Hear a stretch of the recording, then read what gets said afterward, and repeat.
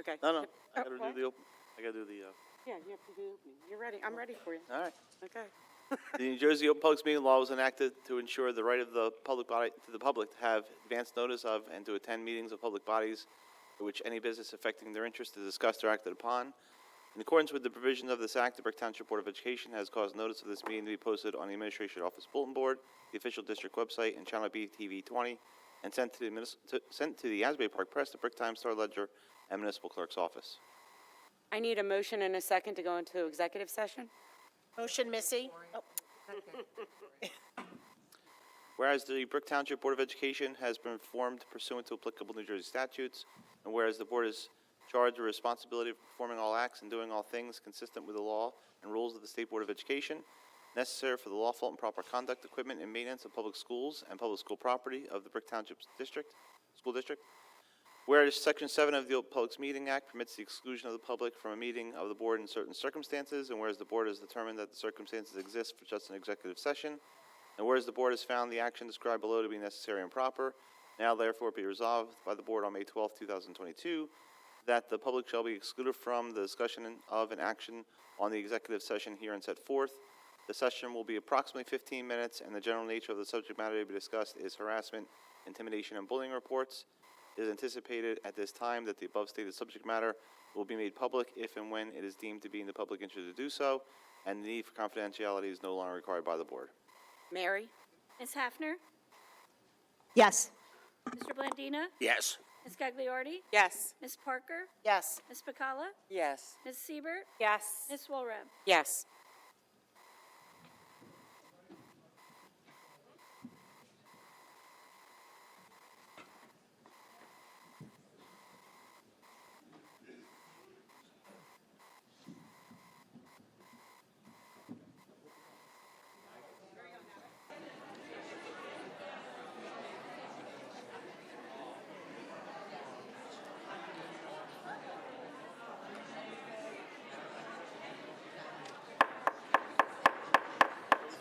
Okay, I'm going to ask everybody to take their seats. It's 7 o'clock, so we're going to start the meeting, so we got a lot to cover tonight.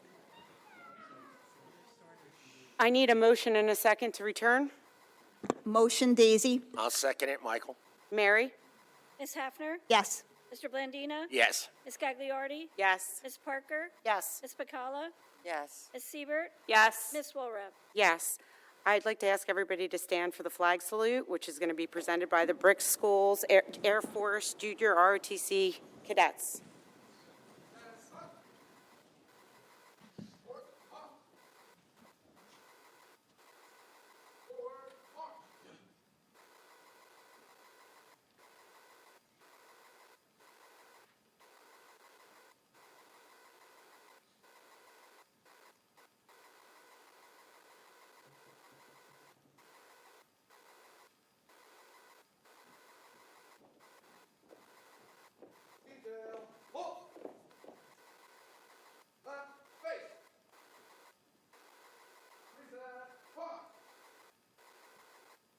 I pledge allegiance to the flag of the United States of America and to the republic for which it stands, one nation, under God, indivisible, with liberty and justice for all.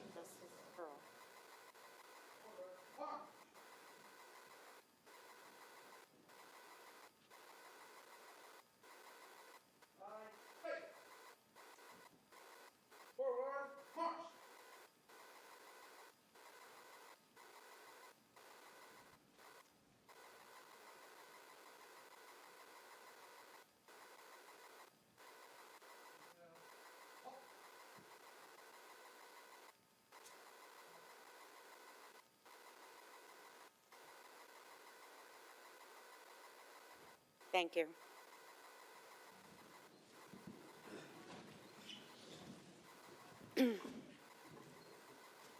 Often it may appear to members of our audience that the Board of Education act with very little comment and in many cases a unanimous vote. Please understand that before a matter is placed on the agenda at a public meeting, the administration has thoroughly reviewed the matter with the superintendent of schools, discussed it in appropriate BOE committees, and only then, if the superintendent is satisfied that the matter is ready to be presented to the full Board of Education, it is placed on the agenda for action at a public meeting. Board of Education members are given advance notice to review the agenda and, through the chair, ask questions or voice concerns. In rare instances, when necessary, matters are presented to the Board of Education for discussion at the same meeting that final action may be taken. Dr. Farrell, will you introduce the presentations? Yes, tonight we are honored to recognize our District Teacher of the Year and our School Teachers of the Year, as well as our Educational Support People of the Year. Dr. Anderson? Thank you, Dr. Farrell. Well, after 2 years, we are finally back in person to honor our Governor's Educator of the Year recipients. The Governor's Educator of the Year program aims to recognize educators who have gone above and beyond in their service to New Jersey's public school students. This program recognizes excellence, creates a sense of pride, and brings public education and public attention to the work of outstanding educators. The nomination process begins in November, when each school community is asked to nominate teachers and educational services professionals. Each school committee each school forms a committee and evaluates the nominations they receive using a rubric and announces their school representatives in December. We come together as a community in May because May is Teacher Appreciation Month. I would like to thank Erica Robinson, our TV teacher, who devoted countless hours to producing this year's video tribute. This video gives voice to our teachers and our educational services professionals and honors their dedication to our students and our profession. I would like at this time to ask our board members and central administration to relocate to the first row of seats so we can enjoy our video tribute.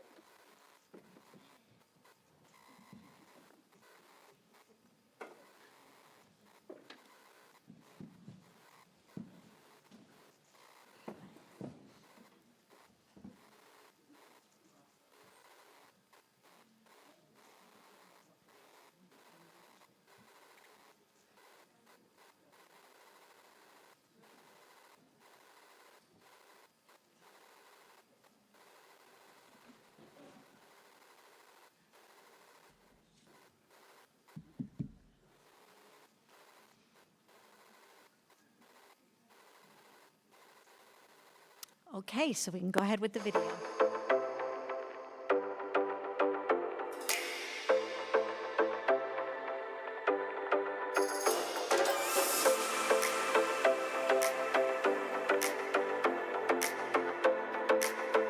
Her classroom is one that is kind, encouraging. She is always creating optimal learning and opportunities for her students. Julianne is like a utility player at Warren H. Wolf. She's our union rep. She's in charge of our Sunshine Committee.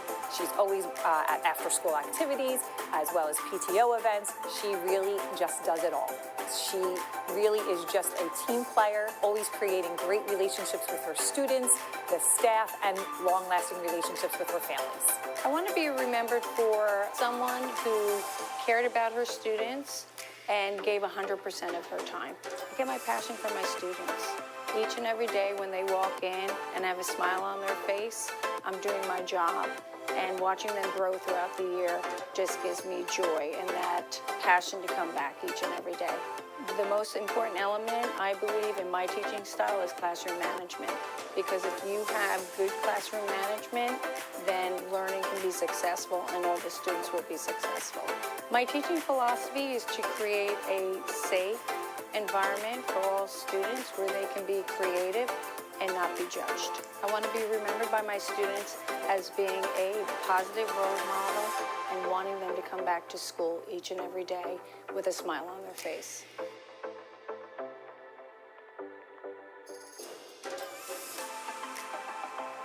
Sarah will always be remembered for her willingness and desire to do what's best for her students. She's always a great resource for her colleagues and overall just does a great job every day with a huge smile on her face. I'd like to be remembered for having a high energy and just making people feel comfortable to be around. It's the best job in the world. I get to come in every day and play while, really making an impact on students and seeing their growth. The most important element to my teaching style is making sure the child feels confident and is having fun while doing it. My teaching philosophy is figuring out what a child's strength is and going with it and just keep building upon and building upon it so that you can address those areas of weakness. I'd like to be remembered by my students as someone who made them feel a certain way, that I made them feel confident, accomplished, that we had fun together.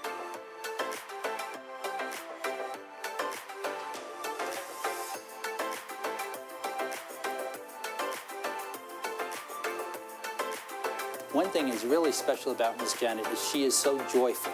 She brings her enthusiasm into the class,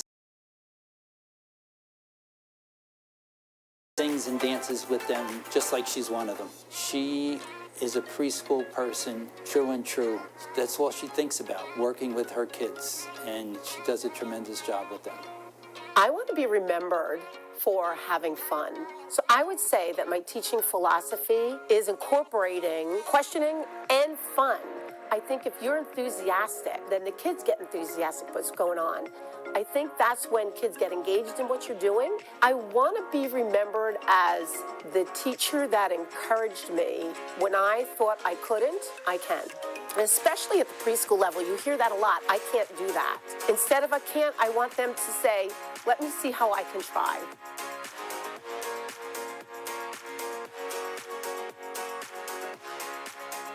Miss Biba has a great personality that she can reach any type of child. She reaches some of our students who come in here not speaking a word at all, and by the end of working with her, they're saying simple words and even expressions. Miss Biba's kindness and gentleness in dealing with all of the students, she just brings sunshine into their lives, and we're so happy that she's here with us.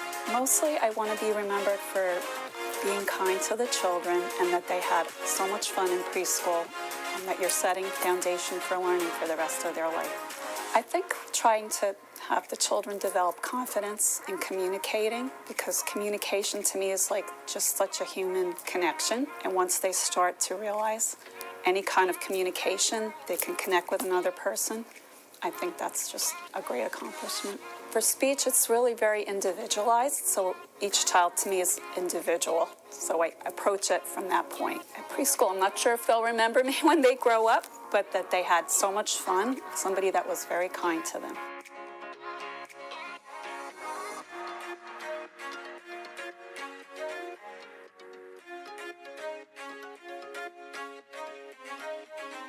I would say Mrs. Bauman's classroom environment is very warm and welcoming. You could tell that she strives to make it engaging. She's really determined to make sure each and every one of her students succeed, both academically and socially and emotionally as well. She shows a genuine interest in their lives inside and outside of the classroom. I would say what makes Mrs. Bauman stand out is her calmness, definitely her patience. Regardless of what the situation is or the obstacle she's facing, she addresses everything with a smile on her face and a positive attitude. I want to be remembered as someone who always cared about her students and tried to bring out the best in them. I get my passion from teaching from my students. Their enthusiasm, I think, brings out excitement in everyone. Everyone is capable of learning. You just have to find the right way to teach them. Everybody learns differently, different learning styles, and it's important to find what works for each individual student. And also that everybody feels comfortable when they come to school. I think you'll get the most out of them when they feel comfortable in the classroom that they're in.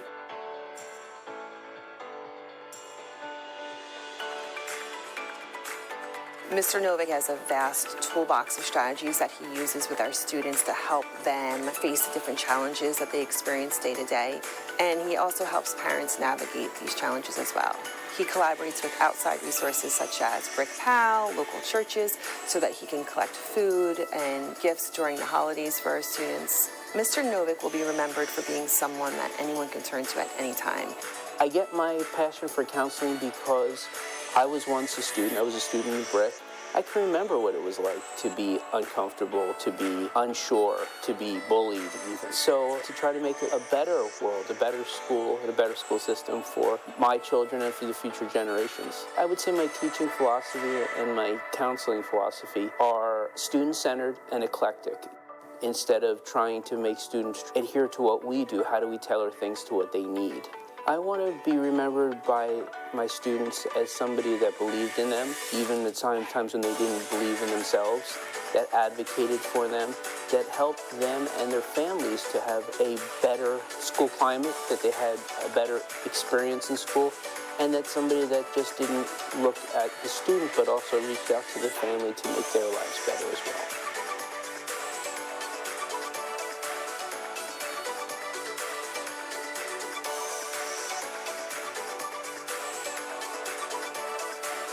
Miss Eller's classroom environment is a warm setting. It's friendly. The kids are smiling. She is always smiling. The kids are happy to be in her class, and her students are highly engaged, and you can tell that learning is occurring. She's a bright light in our building. She's someone that has immense amount of knowledge and caring, and the students and staff recognize that. I think people gravitate towards Mrs. Ellers because of the person she is.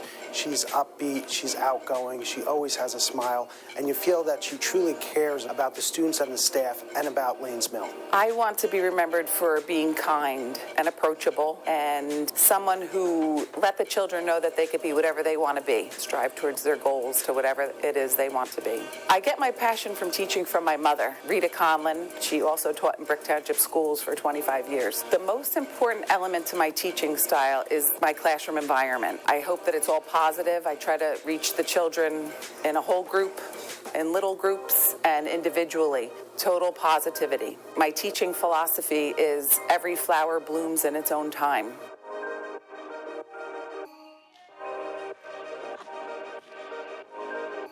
I think it's his caring for our student, the way that he interacts with our student. He truly attempts to engage with the student every day and provide the student with the best atmosphere and best possible relationship. His attitude about coming to school and helping, you can feel how much he cares, and his patience. When you meet Mr. Jacobus, you understand he is here for the best interest of the student, and you feel that as an educator. My passion for teaching comes from being able to be part of the process to teach children something they didn't know yesterday and watch them apply it the next day and as they get older. My most important element to my teaching style is to teach these students as I would want my own children to be taught. If I'm lucky, I get to be remembered as one of many people that helped these students reach their full potential and to be their best selves.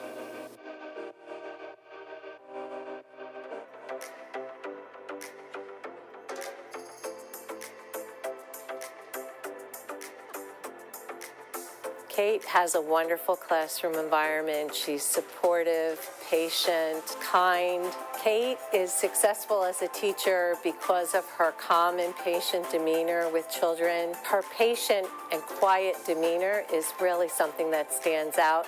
She's silently strong is the word I would use to describe her. The children respond so well and always try their best when they're working with her. Kate will always be remembered for being a wonderful teacher. She serves on our crisis team and our INRS team, and she's able to de-escalate behaviors when children are very frustrated and angry. When I see a kid who is struggling to read and finally gets it and looks up at me and like, I got it, that reignites my passion every day. My philosophy is that every child can learn and that every child needs an environment where they feel safe and loved. 20 years from now, when my students look back and think of Mrs. Kohler, I want them to know that they were loved, and I want them to remember how I made them feel every day, and that I was genuine, and that I encouraged them to do the best they can and take risks.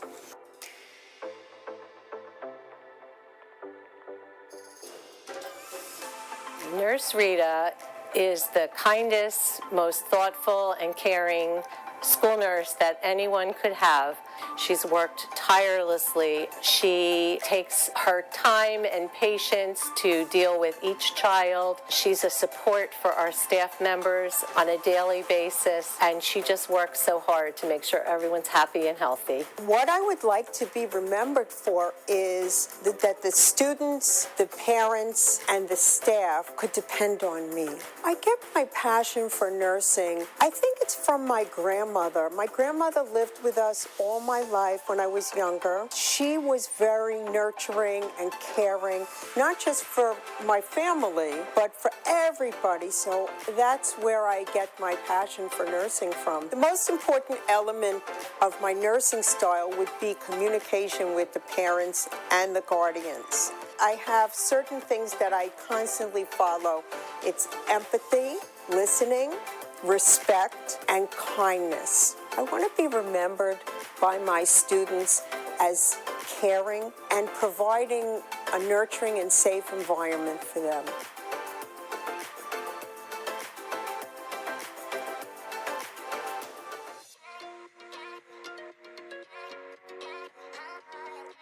When you walk into Mike's class, the kids are engaged. It's a positive learning environment. It's a space where they're able to take creative risks and celebrate each other's success. Michael Day is an exceptional educator, not just for what he does in the classroom, for what he brings to our entire school community. For someone who has been teaching as long as they have for 32 years, Mike does not show that in his demeanor. He comes in with the attitude of a first-year teacher, the same enthusiasm, the same excitement. I think there's something to be said for the arts are something that we should feel passionate about, and Mike is a great example of the type of educators we need in a building. My own personal passion for what I do internally drives me, but also the passion I draw from the kids. Passion begets passion. I feel giving 110% each and every period of the day that I teach is really important. I'd like to be remembered as just as somebody who started their lifelong growth in music and gave them that spark to want to continue to learn music, whether it be being a choir or whether it be learning to play a piano or a guitar.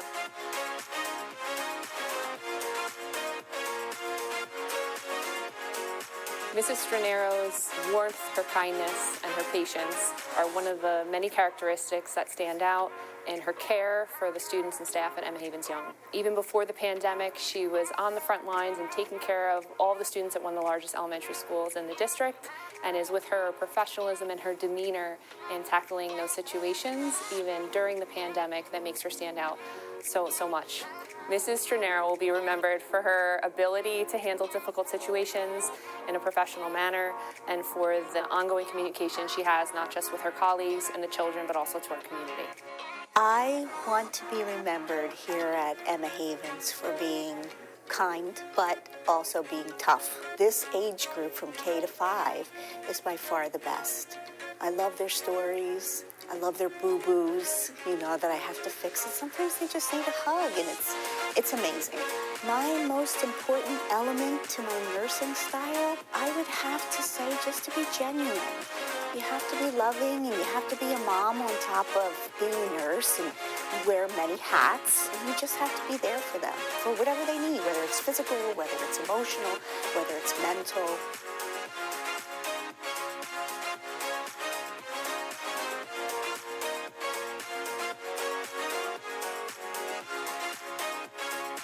Mrs. Ernest always has a fun, engaging, and positive classroom environment where kids are always excited to learn. Her outgoing personality and willingness to contribute to the overall school community is what makes her an excellent asset to Midstreams. My passion definitely came from one of my teachers, Mrs. Patty Ewart. She really mentored me not only through middle school, high school, college, and even in the first few years of my teaching career. But my passion definitely continues to be fueled by my students' excitement and their happiness.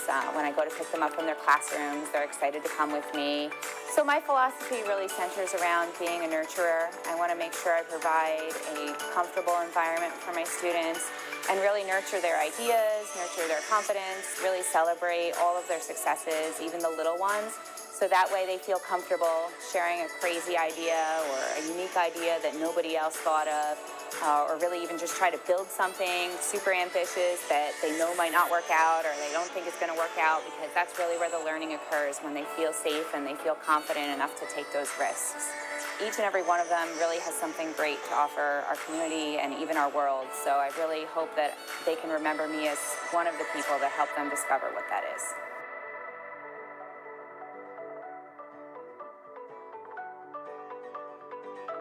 Miss O'Neill is a very hard worker and is always willing to make the best of any situation. She works very hard with any student that she comes into contact with to make sure they're having a great day and doing their very best.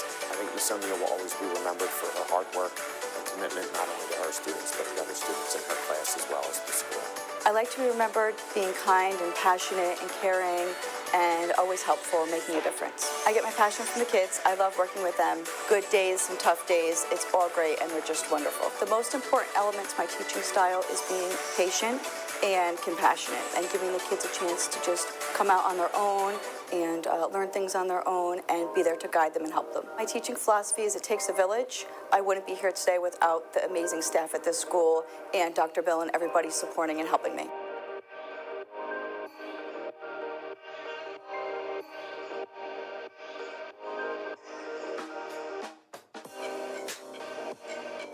Mrs. Warren's classroom environment is one that is inclusive. It welcomes everyone and makes students feel safe and valued. I would say what makes Mrs. Warren so successful as a teacher is her dedication to each student in her class. She makes a connection with each student on a personal level and encourages them to do their best each and every day. What makes Mrs. Warren stand out is her enthusiasm that she brings each and every day to her teaching, the relationships and the encouragement she provides all of her students. She will always be remembered for being one of VMES's finest teachers. I think my passion comes just by seeing my students with that light bulb moment, when they understand something that I've presented to them. And it definitely doesn't hurt that they always say they love coming to school and they love being in our class. And I think that's what gives me my drive and passion every day to come to school. I use lots of humor in my classroom. I love to joke around with the kids. They seem to really respond to that. I might tell a funny joke to get them to be less nervous about a new concept, or I sing songs. They don't love my singing, but I do. So I think that really to get them engaged is important. I hope that I've had a positive impact in their lives because I know they have had in mine.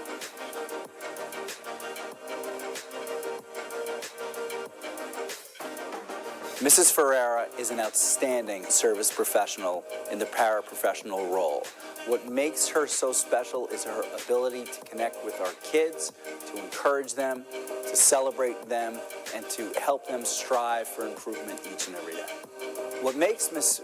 Ferreira stand out is her positive outlook, her belief that every student can achieve, her desire to work with her team and her colleagues, and her dedication to the students that she works with. Ms. Ferreira will always be remembered as a person who cares about every student that she comes in contact with. I would like to be remembered for being caring of my students and for helping them to achieve their best selves. I get my passion because I like to see my students succeed. I like when my students have that moment where they're excited for what they're doing, when they're felt good about what they achieved. When I'm working with my students, I try to treat them the way that I would like my children to be treated in a classroom. I try to bring that caring touch to students who sometimes need that. I want my students to remember me as the person who was kind with them and who helped them.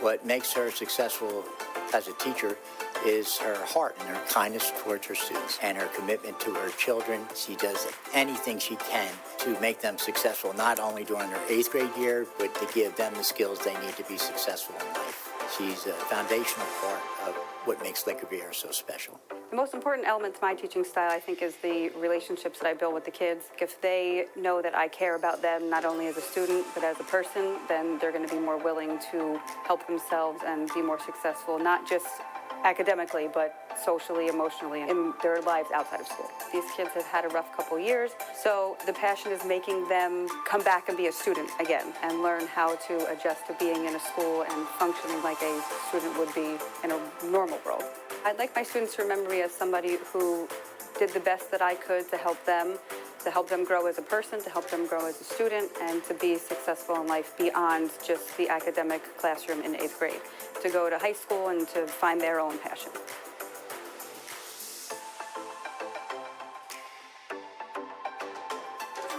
Her passion for middle school students, which is unusual. The most difficult age is young adolescents, and she has an amazing understanding and commitment to that age level. I want to be remembered for always giving my students an opportunity to be their best. The rapport that I've been able to have with them over the past 3 years of working with the same kids is what gives me the passion to succeed each day with them. My teaching philosophy is to build on student strengths, identifying where their strengths are versus their weaknesses, so students feel empowered for what they can do versus not for what they can't do. I want my students to remember me as someone that was on their team, that was a supporter, a cheerleader for them.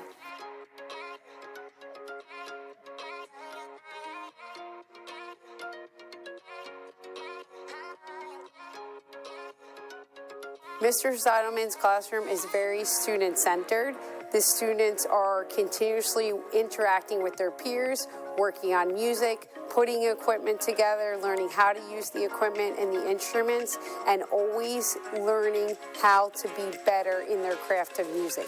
He's very passionate about what he does on a daily basis, and he continues to share his love for music with the students. Many of our students flock to his class because it's a safe environment where they're not afraid to take risks.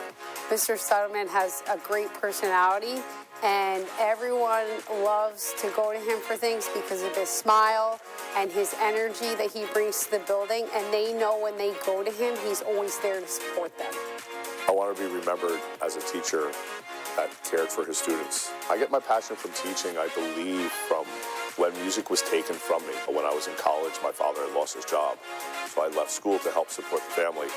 And it wasn't really until then that I really realized how much it meant to me, and I wanted to be able to give that back to other people. The most important element to my teaching style is just me being myself. They lead a lot of what we do, and I follow with examples. There's more to than what's on the page to teaching in middle school. There's teaching the whole student.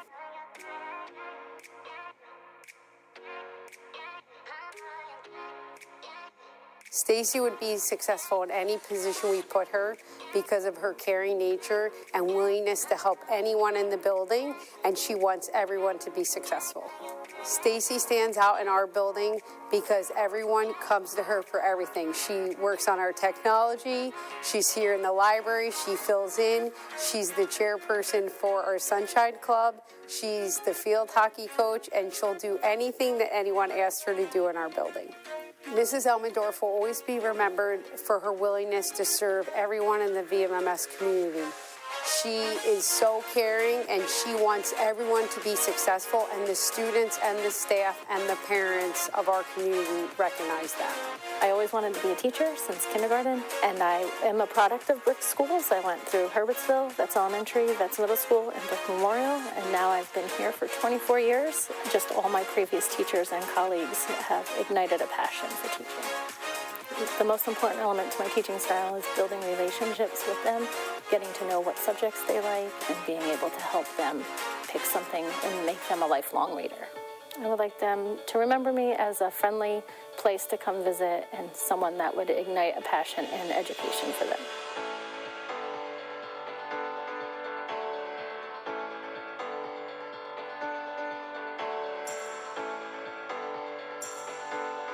Ben's classroom is really a sight to behold. It's like walking into a rainforest. You go in there, there's flora and fauna, kind of like being transported into the scientific kingdom. What makes Ben so successful as a teacher is passion for his content area.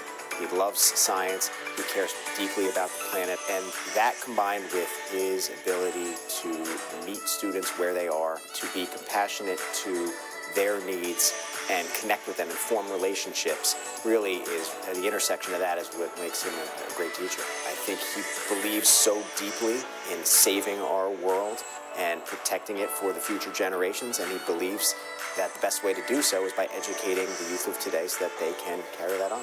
I think the fact that we do science is important. Getting kids to actually do scientific experiments and hands-on work, I think is really important for the kids, because books and videos don't go as far as they used to. You have to be able to do the real stuff in order to promote interest in it. As I continue to learn more and become more aware, I think it just promotes more interest in myself and the fact that I have kids that this really relates to at home and here, so I think the more I learn, the more I want to teach about it.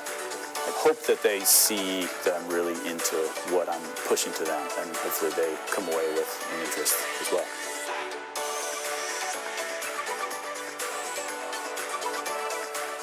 What makes Tracy so successful is really her compassion for her students.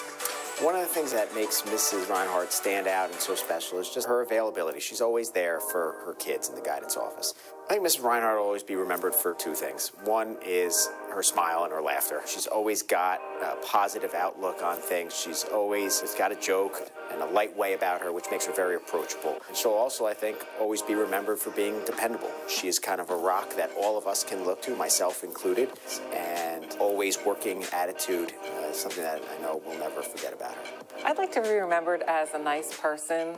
I'd like my students to think back and remember that maybe I helped them in some way. Maybe they were struggling with something and I helped motivate them, or if they were being faced with a life decision, maybe I helped guide them through that process in some way. My initial attraction to the field of education came from my father. He was a teacher and then he was a retired school administrator. I try to be as student-centered as possible. Whenever I am faced with a situation, working with a student, I try to imagine what is best for this student in the long term.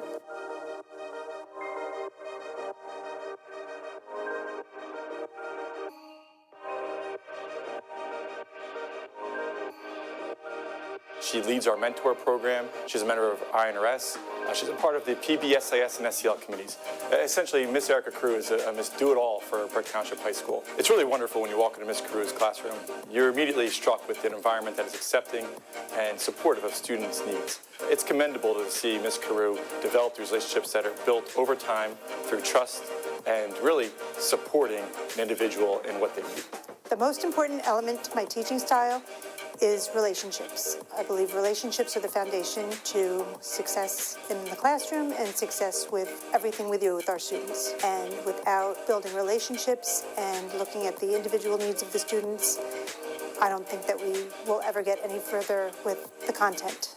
I hope my students remember me as someone who cared about them as individuals and not only as students, someone who valued their opinions and was interested in seeing them grow, not only academically, but as people, and someone who listened to their concerns and gave them a voice and a safe space to be who they needed to be when they needed it.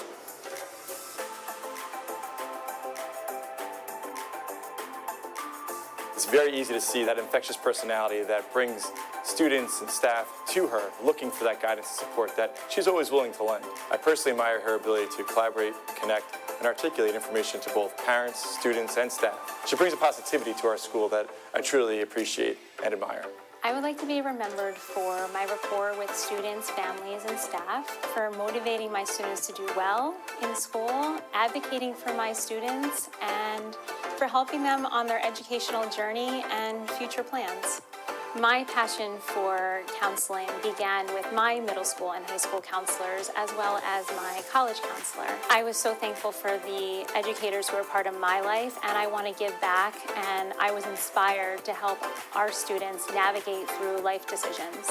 I typically use the solution-focused approach to counseling, centered on goal setting and problem solving, to elicit positive behavioral changes. I also encourage self-awareness, self-exploration, and self-understanding. I want to empower them to make good choices and life decisions, and I hope to help them on the transition to high school and on the journey that lies ahead of them.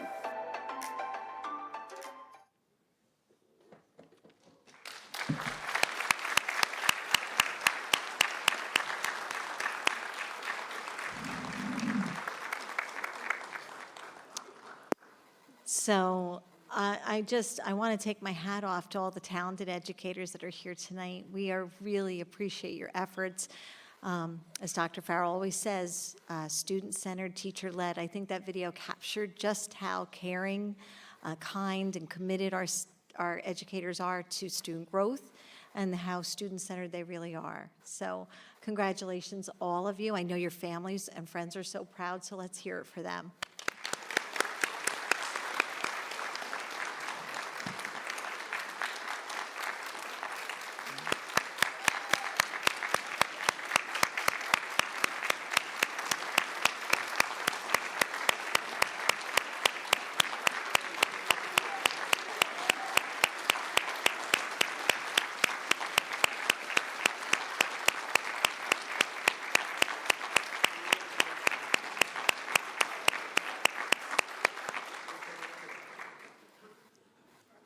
hope some of your own children are standing and applauding for you, and husbands and wives and spouses too. So we're not done yet, because we get to now give you some beautiful gift bags, some certificates, and some flowers. I want to thank Heather DeCondi from Lake Riviera Middle School. She made these beautiful keepsake bags, and I hope that you enjoy a token of our appreciation. So on behalf of the Board of Education, we'd like to invite our teachers and our educational service professionals to come down, receive their award, and stand with your principal for your official portrait with Dr. Farrell and Board of Education President, Mrs. Walrab. And so you'll also be given a rose, a white rose for our teachers and a yellow rose for our educational services professionals. So we're going to start from pre-K and then go up to the high school level. We're getting into position here. That is, for those of you, I emailed all of our recipients, and I said that we're going to take a picture by stand and repeat. I didn't know what a stand and repeat was until Dr. Farrell came. Yeah, I'm not a red carpet kind of girl, but I really appreciate that. It looks great. All right, so for your official portrait, you'll be coming and taking a picture with Dr. Farrell and Mrs. Walrab. From Herbertsville Early Childhood Development Center, Teacher of the Year, Janet Tishio.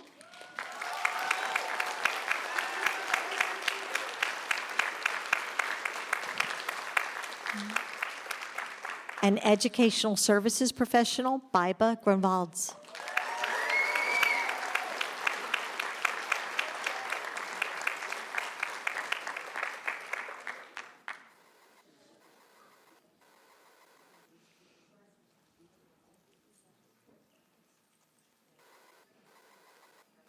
There you go. And then after the picture's taken, they'll enter onto the stage.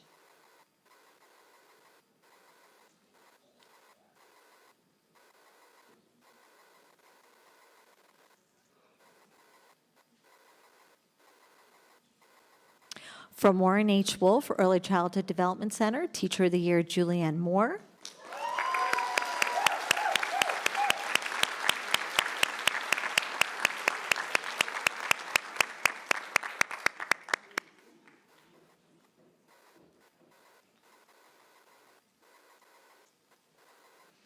And Educational Services Professional, Sarah White.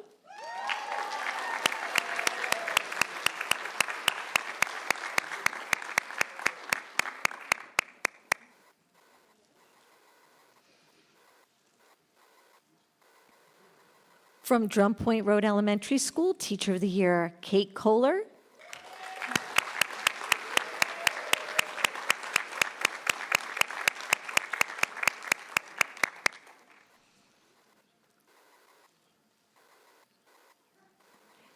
And Educational Services Professional, Rita Niddle.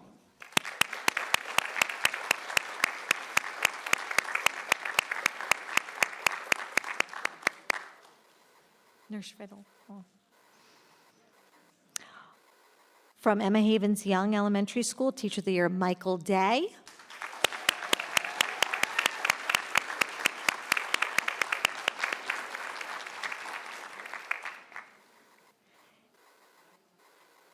And Educational Services Professional, Colleen Stranero.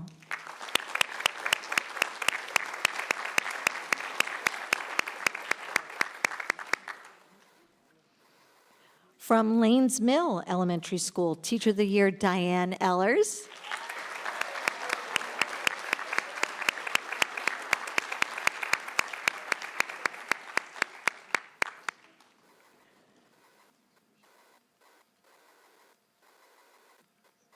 And Educational Services Professional, Jason Jacobus.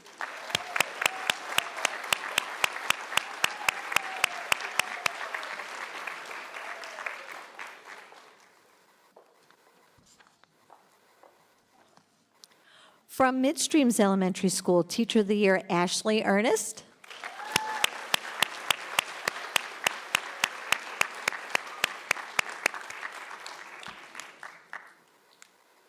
And Educational Services Professional, Diana O'Neill.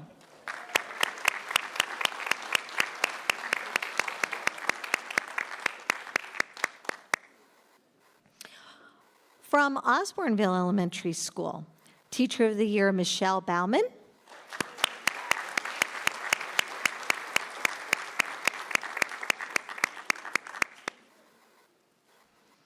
And Educational Services Professional, Brett Novick.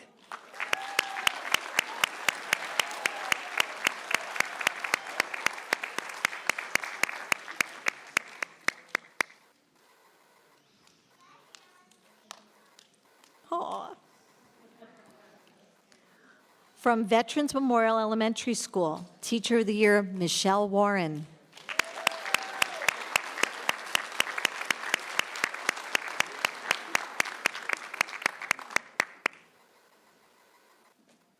And Educational Services Professional, Shannon Ferreira.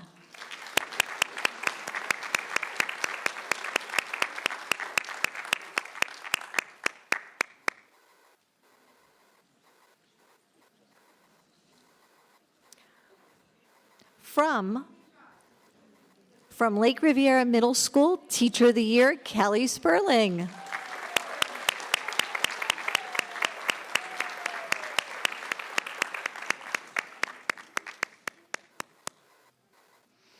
And Educational Services Professional, Kylene Loretta.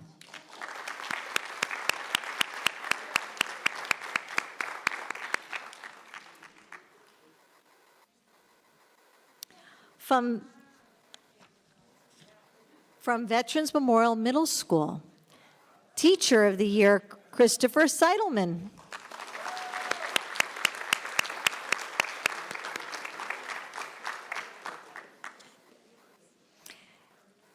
An Educational Services Professional, Stacy Elmendorf.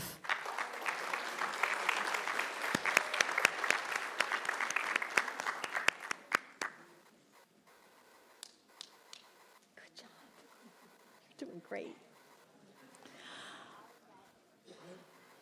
From Brick Memorial High School, Teacher of the Year, Ben Shibley.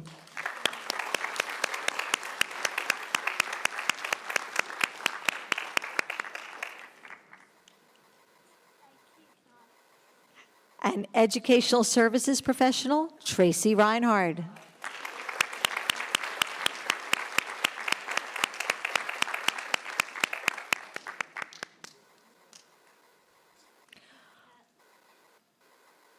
From Brick Township High School, Teacher of the Year, Erica Carew.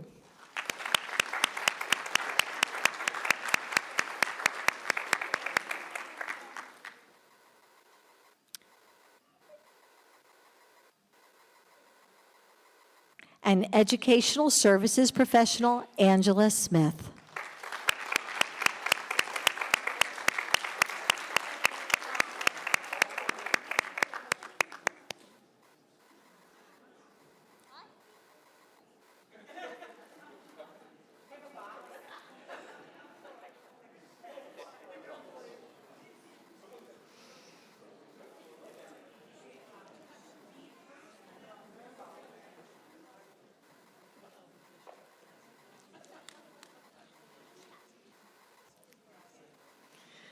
So will you please join me in a final round of applause for all of our Governor's Educator of the Year recipients.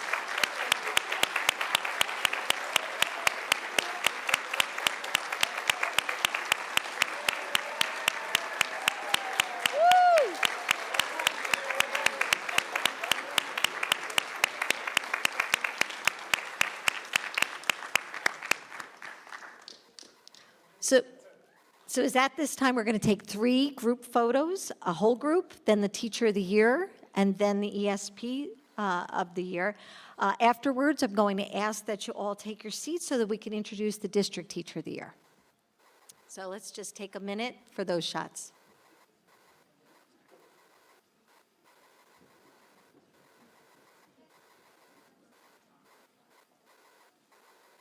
Hi, sure.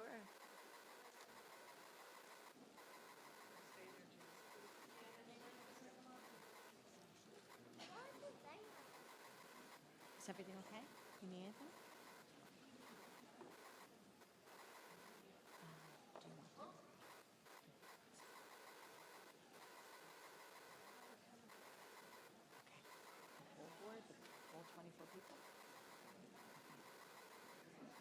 think they already took the whole group. No? No? Okay.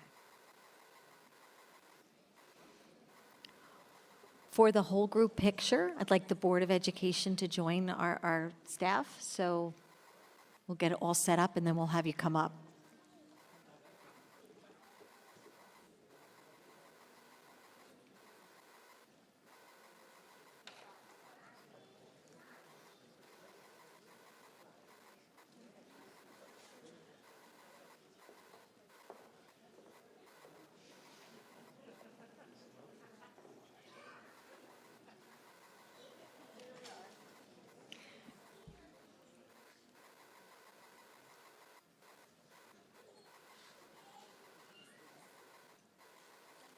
Oh, I know, in person, so much better.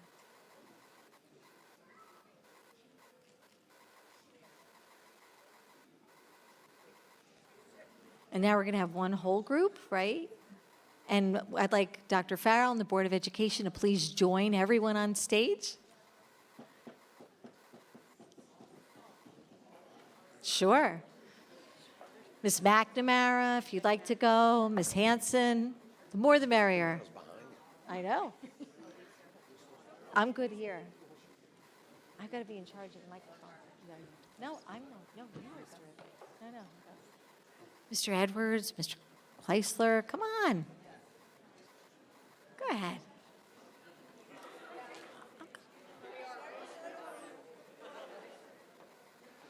This is a big party. Come join the party.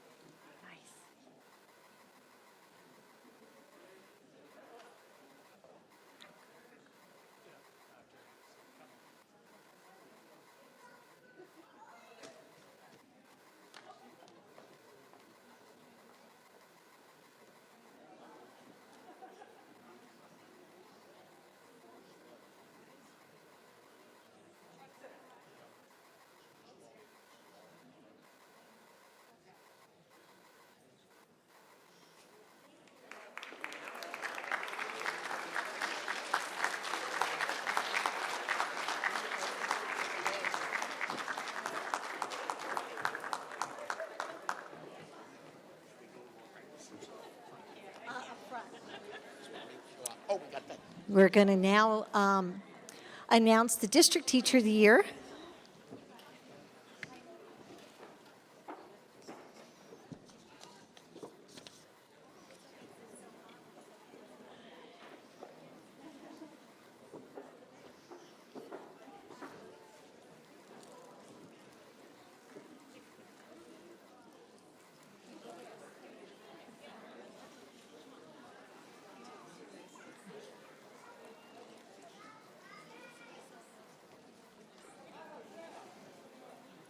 Good catch.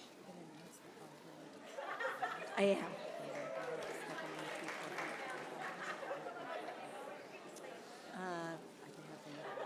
I don't think it has the stands. Does it? If they want. So at this time, we'd like to introduce the District Teacher of the Year. Each of the Teachers of the Year complete a rigorous application for the Ocean County Teacher of the Year. A district committee comprised of teachers, administrators, and community members evaluates these applications and selects the Brick Township Teacher of the Year. The committee reviews professional biography, teaching philosophy, message, and educational leadership. And this is a really challenging task because we have so many talented teachers that really are so deserving. Looking through the lens of the district vision of student-centered, teacher-led, this year's District Teacher of the Year has made a huge impact as a teacher leader, starting a mentoring program, leading the intervention and referral services process at her school, and serving as a Summer Spark coordinator. Please join me in congratulating the 21-22 Brick Township Teacher of the Year, Erica Carew.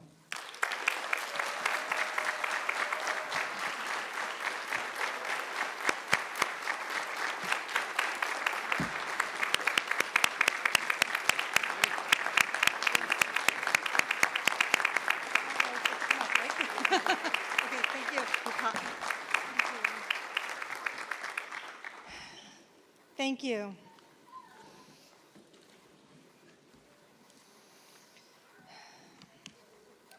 Good evening, Dr. Farrell, members of the board, administrators, fellow teachers, family, and friends. I consider it both an honor and a privilege to be standing here tonight as the 2021-2022 Brick Township Teacher of the Year. It's been such a humbling experience to be recognized amongst the many exceptional educators with whom I've had the privilege of working. The experience has given me an opportunity to reflect upon my career, the path I've taken, and the students that I've met along the way. As a child, when I was asked what I wanted to be when I grow up, I cannot remember having any other answer other than a teacher. Someone recently asked me why, and I couldn't come up with only one answer, but if you can bear with me, I'd like to take a moment and share a bit of the reasons with you. When I was in first grade, Mrs. Dill had the most infectious laugh. Her favorite song was Peace Train by Cat Stevens, so much so that we all learned every lyric. She set up an area in the classroom where we could listen to, please don't laugh, on the record player, we could listen to 45s when we finished our work. And there were so many to pick from. Her spirit and the environment she created in her classroom was one that I still remember. Have you ever had a pet ferret? A student actually asked me that in class the other day. The things you talk about when working with triangles. Anyway, my response was, fun fact, my fourth grade teacher, Mrs. Brown, let us have a ferret as a class pet. After I disappointed my class and told them that I was not bringing a ferret into school, I continued to tell them how amazing Mrs. Brown was. That was the year I learned sign language. We studied the solar system and we decorated the entire classroom to look like our galaxy. We learned the best song about shooting stars. I could, but I won't, sing it for you. It was in sixth grade with Mr. Roventine that I learned how to become an independent learner. And every student in that class left in June knowing how to play chess. I think it was in high school, however, when I made my final decision to become a teacher. Mrs. Bryce was the English teacher who made all the difference. She taught freshman and junior English and was the advisor of the English Club, through which we experienced Broadway and visits from authors. When my guidance counselor suggested that I apply for the New Jersey Governor's Teaching Scholarship for Education, it was the support and encouragement of Mrs. Bryce which gave me the confidence to apply. I will be forever grateful to her because that scholarship made a world of difference in my life. It's no doubt that it was the positive influence and encouragement of my amazing teachers that made me want to become one myself. I started college majoring in English, and my goal was to become an elementary school teacher. Shortly after I started, I changed my major to math, and I chose to broaden my horizons and earn my certifications for both elementary and high school math, even though I was sure I was never going to teach high school. Someone once said, "You may not always end up where you were going, but you will always end up where you were meant to be." After teaching for almost 10 years as a middle school math teacher, and then taking some time off to be with my family, I re-entered the classroom, working primarily in a high school setting and teaching math. The experience was eye-opening. I was especially drawn to the students who approached learning differently, and when given the appropriate support, they were able to thrive. I realized that that was where I could make a difference. I began a master's program, and I started towards my certification as a teacher of students with disabilities, and I am very happy to say that this is when I joined the staff of the Brick Township Public Schools District. The past few years in particular have presented challenges that we could not have ever anticipated. The COVID experience is far-reaching and has impacted our students socially, emotionally, and academically. It's never been more important than in our current learning environment to approach teaching from a whole child perspective. Developing relationships with students and getting to know them as individuals is key to understanding their individual needs. Thinking outside of the box and finding ways to support students has become my mission. I found that recognizing students as individuals and giving them a voice empowers them as learners. A student-centered approach gives educators a greater understanding of each student and the supports that they need to be successful. For some students, it could be a brain break, while others may require a little bit more. The end result will be the same, but recognizing that each child may need to get there a little differently is what makes for a student-centered classroom environment. We recognize our children as individuals with individual needs. The next step is to be their cheerleader, to ensure that they have every support needed for their success. The pandemic took a strong emotional toll on our students, affecting their well-being and sense of belonging. Mrs. Bryce was my cheerleader, helping me prep for SATs and never letting me believe that that scholarship was out of reach. Every child needs that. This year, the BTHS Mentor Program was able to pair more than 25 students with mentors. Mentors provide those students with that extra layer of support. Mentors serve as sounding boards, cheerleaders, and checkpoints. They act as a bridge to other school resources, guidance, counseling services, or other teachers, for example, to advocate for their students and to help address any concerns that may arise. The personal stories that they share highlight the need for compassion, empathy, and social-emotional learning. Our community works together to make sure that our students' voices are heard and that they are given the support that they need to be successful. The difference that can be made by one caring adult can be tremendous. I'm so very proud of the BTHS Mentor Program, and I'm grateful to the mentors who have given of themselves to support this effort. As educators, we believe that every child can succeed. This may look different for each student, but our core belief is that success is attainable for each and every one of our students. To achieve this, we adapt and we think outside of the box. We develop programs which may not exist or implement new ideas when there's a need. As a coordinator of the Summer Spark program, I got to know so many of our students and learn their stories. Making connections with students helped me to better understand them as people and to also understand their challenges. Having a mentor or the opportunity to attend the Summer Spark program allows students to see both school and themselves differently so that they too can believe that they will succeed. I think about how Mrs. Brown approached learning. Her hands-on approach used art and music to reinforce topics such as the solar system and our galaxy. She created a learning environment where every student could be successful and learn how to believe in themselves just as much as she believed in them. Teachers are leaders who lead with empathy, and empathy helps us to better understand the needs of our most vulnerable students. Recognizing our students as individuals and giving them a voice empowers them as learners and lets us know what they need to succeed. Believing that every child can succeed, being their cheerleader is the heart of what it means to be student-centered, teacher-led. I'm honored to represent the Brick Township Public School District, a community that has such talented educators, promising students, and supportive families. Thank you.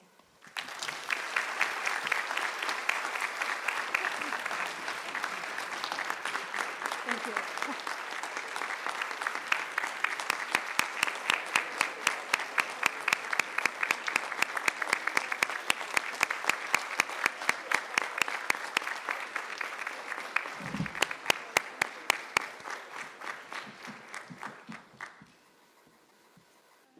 Thank you so much, Erica. It's at this time that we're going to take a brief recess. If you'd like to take some more pictures or anything like that, or should you care to exit, we'll begin back in about 5 minutes.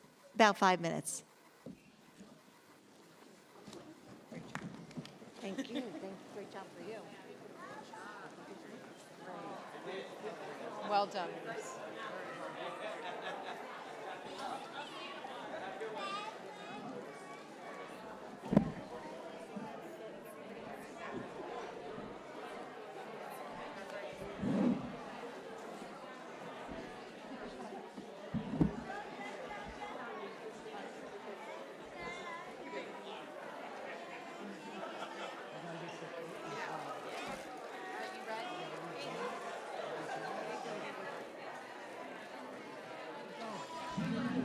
If anybody wants to take a picture in front of the step and repeat with your family, you are more than invited to do so.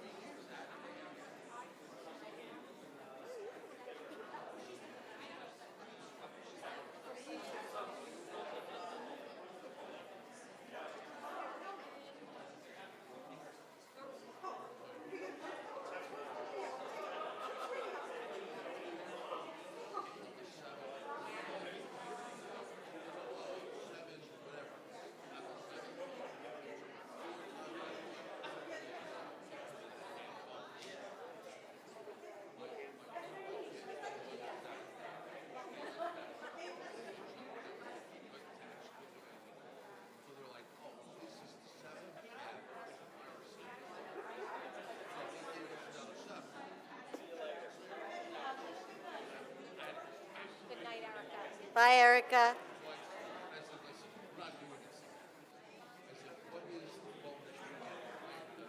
Am I close enough? You're fine.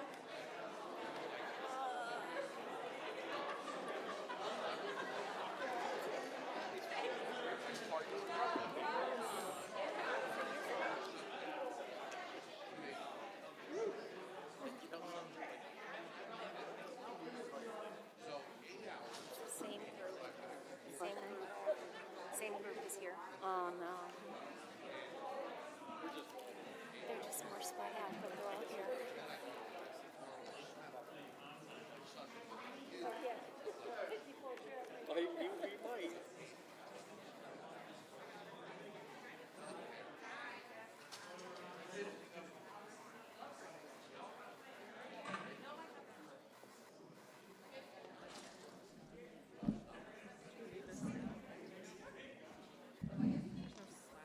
Yeah, that's all right.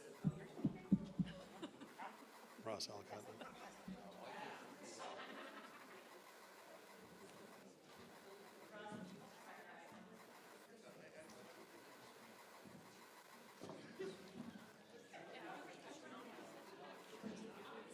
Okay, we're going to get started again. Is everybody back? Yes. Okay, I need a motion and a second for approval of minutes. Motion, Nicole.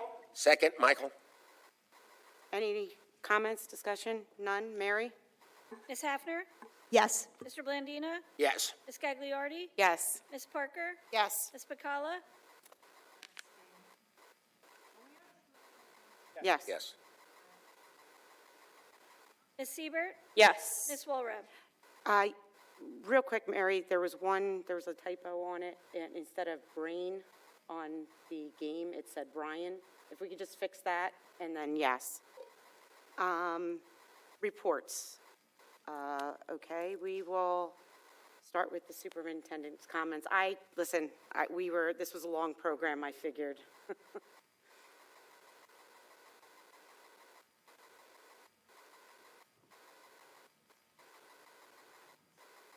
Thank you, Ms. Walrab.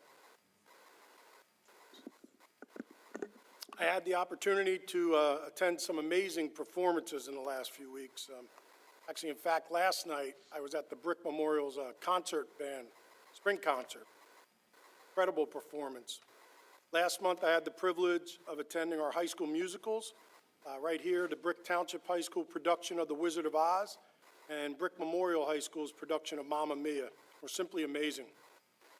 I really enjoy seeing our talented student performers.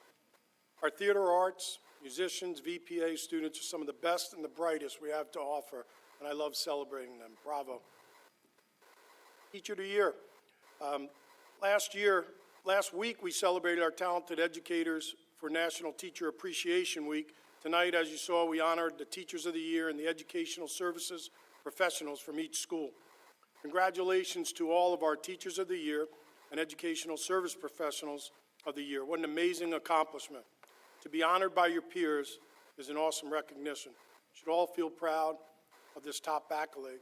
And congratulations, especially to our school district Teacher of the Year, Mrs. Erica Carew, who you got to hear speak this evening.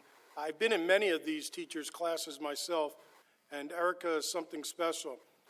Erica is an in-class support math teacher at Brick Township High School. Her passion for her mentoring program that she helped develop is so evident.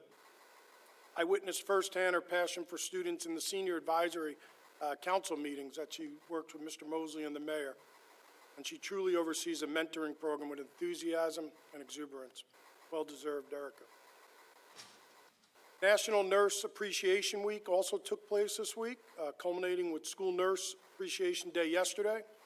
Brick Schools is fortunate to have such a caring and compassionate team of nurses. Many you saw tonight as our service professionals of the year as well.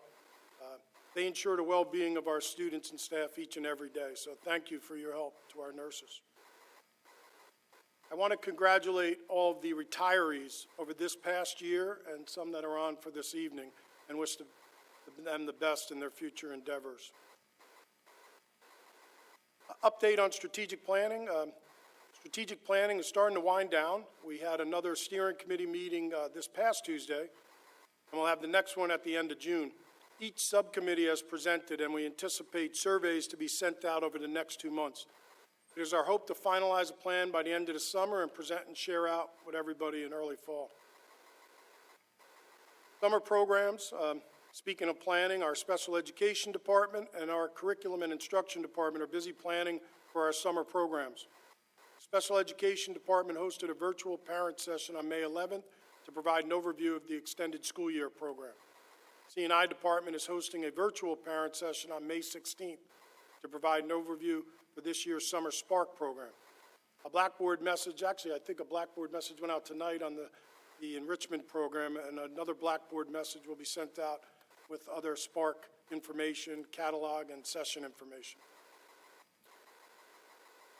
Brick Schools is proud to once again be participating in the Brick Township Green Fair, which will be held on Saturday, May 21st from 10 a.m. until 2 p.m. at the Bob Ansted Cultural Arts Center on Herbertsville Road. Admission to the Green Fair is free. We encourage all families to attend this community-wide event, which will showcase exhibits, information, and demonstrations regarding conservation and sustainability from some of our schools' green teams, as well as various independent vendors. This year's Green Fair will also feature electric vehicles and provide opportunities for test drives. Just this week, we learned that the Veterans Memorial Middle School Sustainable Energy Club and its Hydrophonic Club won a ride on a pontoon boat from the Barnegat Bay Partnership for their rain barrel design. The rain barrel waters the VMS Courtyards Garden, which is another club project that they did. Took months to sand the barrel down, pre-coat it, create a design to align with the specifications, combine the Barnegat Bay environment with sustainability, and transfer the design to the barrels. Great job, VMS.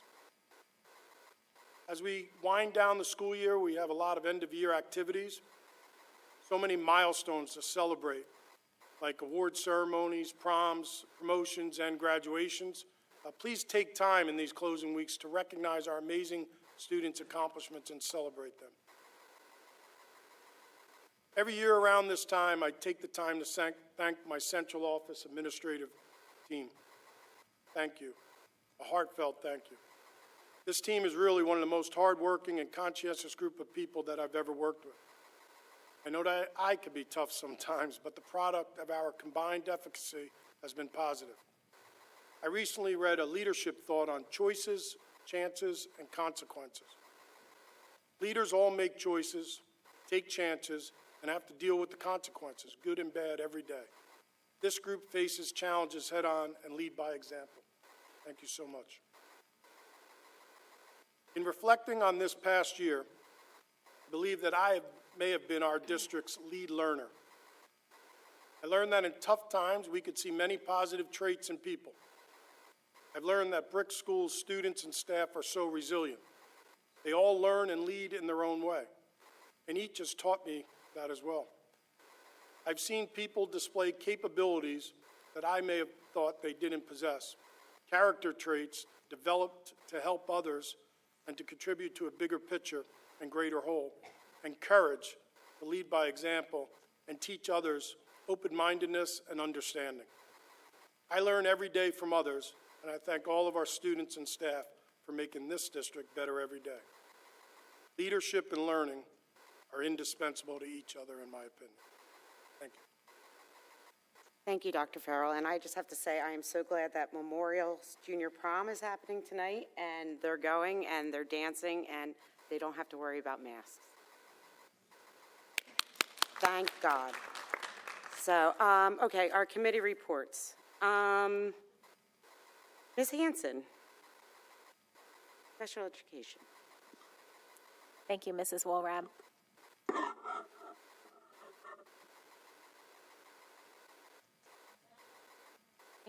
Our Special Education Committee met on May 9th. In attendance were Dr. Farrell, myself, Mrs. Woolrab, Mrs. Siebert, and Mrs. Pacala. We started the discussion with the preschool lottery and registration. Our preschool lottery was held the first week in May. It was a huge success. We're thankful for all the help from the technology department, the preschool staff, and the special education staff who were there to support a very successful evening. The lottery grid is available on the district website with the selected and waitlisted numbers color-coded. Letters went out by mail this week to the selected and the waitlisted students. In the letter, you'll find directions on how to respond about whether or not you will be accepting your child's spot. Please read the letter carefully and abide by all the timelines. If there are any questions, you may call Jackie Janik, our preschool coordinator, and she will help you with any questions that you have. We then started a discussion on the ESY and enrichment programs for the summer. This summer, the special education department will be running our ESY program. Every student in the ESY program will be afforded 2 extra hours, so the program will run from 8 to 2. Those extra hours will be for compensatory education due to the effects of COVID-19. In addition, special education students who would not normally be eligible for ESY may be invited to attend 2 weeks of a full-day specially designed instruction program to address the effects of COVID-19 as well. On tonight's agenda, you're going to see our dedicated staff who have been hired to work on in both programs, and the determination about whether or not a student requires either of these programs has been determined by the Child Study team, and letters will be going home to parents this week. On the board agenda tonight, you're going to see, well, not on the board agenda, but actually we have posted several special education positions for the 2022-2023 school year. Those positions are posted on Applitrack and on our website, and we will begin interviewing candidates in the next few weeks and hope to have some candidates approved on our next board meeting in June. These positions include special education teachers, teacher aides, special education teacher coach, supervisor, BCBA, and RBTs. This week was Special Education Week, May 8th through May 14th. Our district has been celebrating and bringing awareness to special education and learning differences in a variety of ways in our district. Over 100 students entered a poster contest. Activities were developed in the classrooms by our CST members and special education teachers. We tweeted every day, highlighting special education students and activities in various contests around the district. And finally, our door decorating contest. The more competitive members of our staff throughout the district competed in a door decorating contest to demonstrate and highlight the inclusion of special education students in classrooms and activities. Many educators used the theme, "When we learn together, we grow together." With a class ice cream party at stake, the competition was fierce. Congratulations to the winners at each level. In pre-K, Miss Courtney Cox at Warren H. Wolf won that contest. Elementary school, Osborneville teacher Samantha Nardi won that contest. Middle school contest was won by Ms. Boyle and Ms. Durasmo at Lake Riv Middle School, and if you get a chance to go over and see that, it is outstanding what they did at Lake Riv. And in high school, Ms. Courtney Ari at Brick Memorial High School won that contest. We have a short video to highlight some of the fun that we had this week celebrating special education. If you could run that now, that would be great.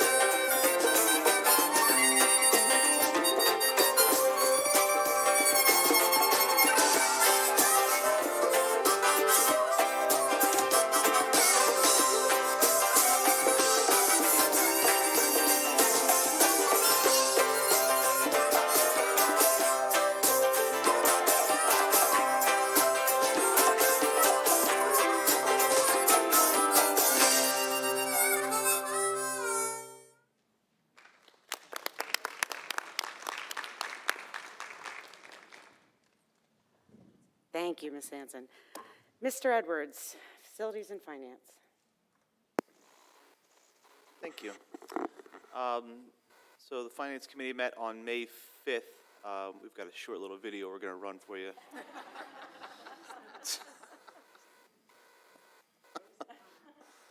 All seriousness. No video. No video. Facilities Committee met May 5th at 2 o'clock. Energy Savings Improvement Plan. Mr. Picorio talked to us about the district-wide energy management system that's being installed for the BMH system. Brick Memorial High School, they're 90% complete. Lake Riviera is 100% complete. Warren H. Wolf, work will be done the week of May 20th. Midstreams Elementary School is going to be done over the summer. Lanes Mill Elementary School, also done over the summer. Veterans Memorial Middle School, 100% complete. Drum Point Elementary School, 100% complete. Osborneville Elementary School, 100% complete. So we're really getting close to having the goals project completed throughout the district.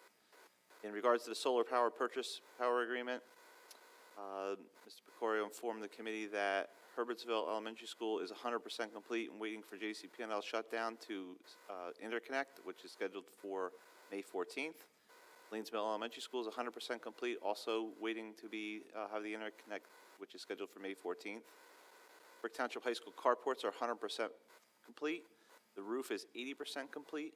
Transportation building is 100% complete with the scheduled tie-in to be May 21st. Osborneville Elementary School, 40% complete. Drum Point Elementary School, 40% complete. Warren H. Wolf, 20% complete. In regards to the boiler replacement and combined heat and power at Brick Memorial High School, Mr. Picorio informed the Board of Education that Unitemp, who's the contractor on the project, plans on beginning the demo work before the end of school, with most of the work occurring during the summer. Lanesville Elementary School parking lot project. Picorio informed the committee that Earl did the repairs designated over the break, spring break, and that the additional fence work was completed except for the area around at the back by the playground. Veterans Memorial Elementary School 2004 roof addition, that work is scheduled to begin in June.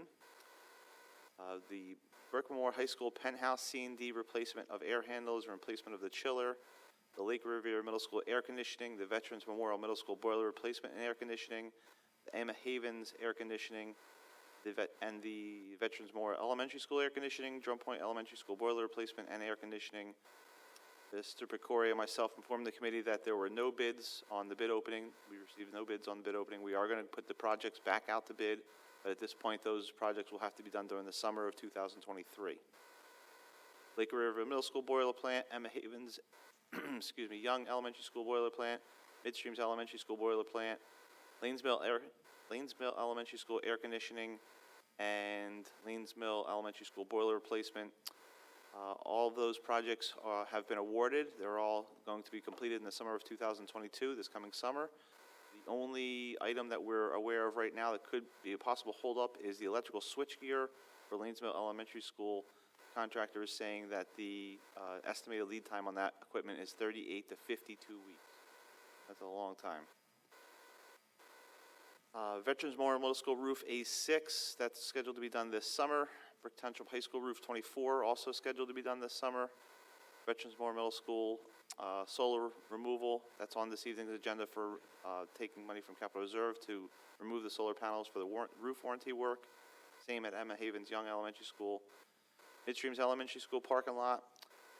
We did take bids on that project. We are working with the township on a couple of issues that we have with a piece of property that they own that's next door to us. The bids did come in under budget. Bids came in at $655,000. The budget was $778,000. So we're hopeful to have that on the June 14th agenda for award. Brick Memorial High School parking lot reconfiguration. That bid opening is scheduled for June 3rd with anticipation that it will be on the June 14th Board of Education meeting for approval. And then we discussed Midstream's air conditioning and Osborneville Elementary School air conditioning. We're still looking for funding to do those two projects. And then we discussed the Herbertsville and Osborneville parking lot reconfiguration in discussions with the county on trying to come up with solutions at both of those sites. Most likely that work will occur in the summer of 2023. Our next meeting is scheduled for June 1st. And then the Finance Committee met shortly right after that. First item was the 22-23 budget. I informed the committee that the county has approved the budget. The user-friendly budget is posted on the website. Emma Havens Young Elementary School requested a transfer of funds, which the committee approved for the purchase of furniture. Brick Township High School requested a transfer of funds, which the committee approved for the purchase of furniture. We had a brief discussion on courtesy busing in the district. And again, our next meeting for that is the same day as the facility on June 1st. And now, enjoy this short video. That'll conclude our committee reports for tonight. This will be the first public comments on agenda items only.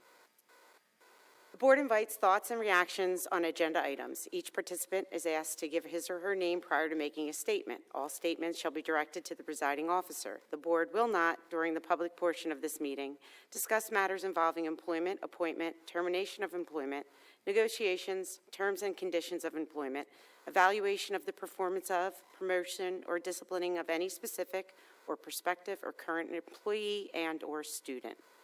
Do we have anybody for public comment on agenda items? Mr. Finelli? Nope. We'll start with you. Change things up. Okay.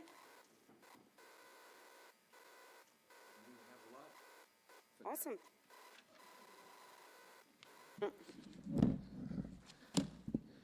First of all, I'm not used to Mr. Edwards cracking jokes, but it's a welcome thing, thank you. Neither are we. Yeah. I saw this old guy leaving the building. I said, "Where you going?" He says, "I can't believe it. Edwards apologized to me. I'm so upset I'm leaving." If you want to get rid of me, apologize. I guess I'll leave too.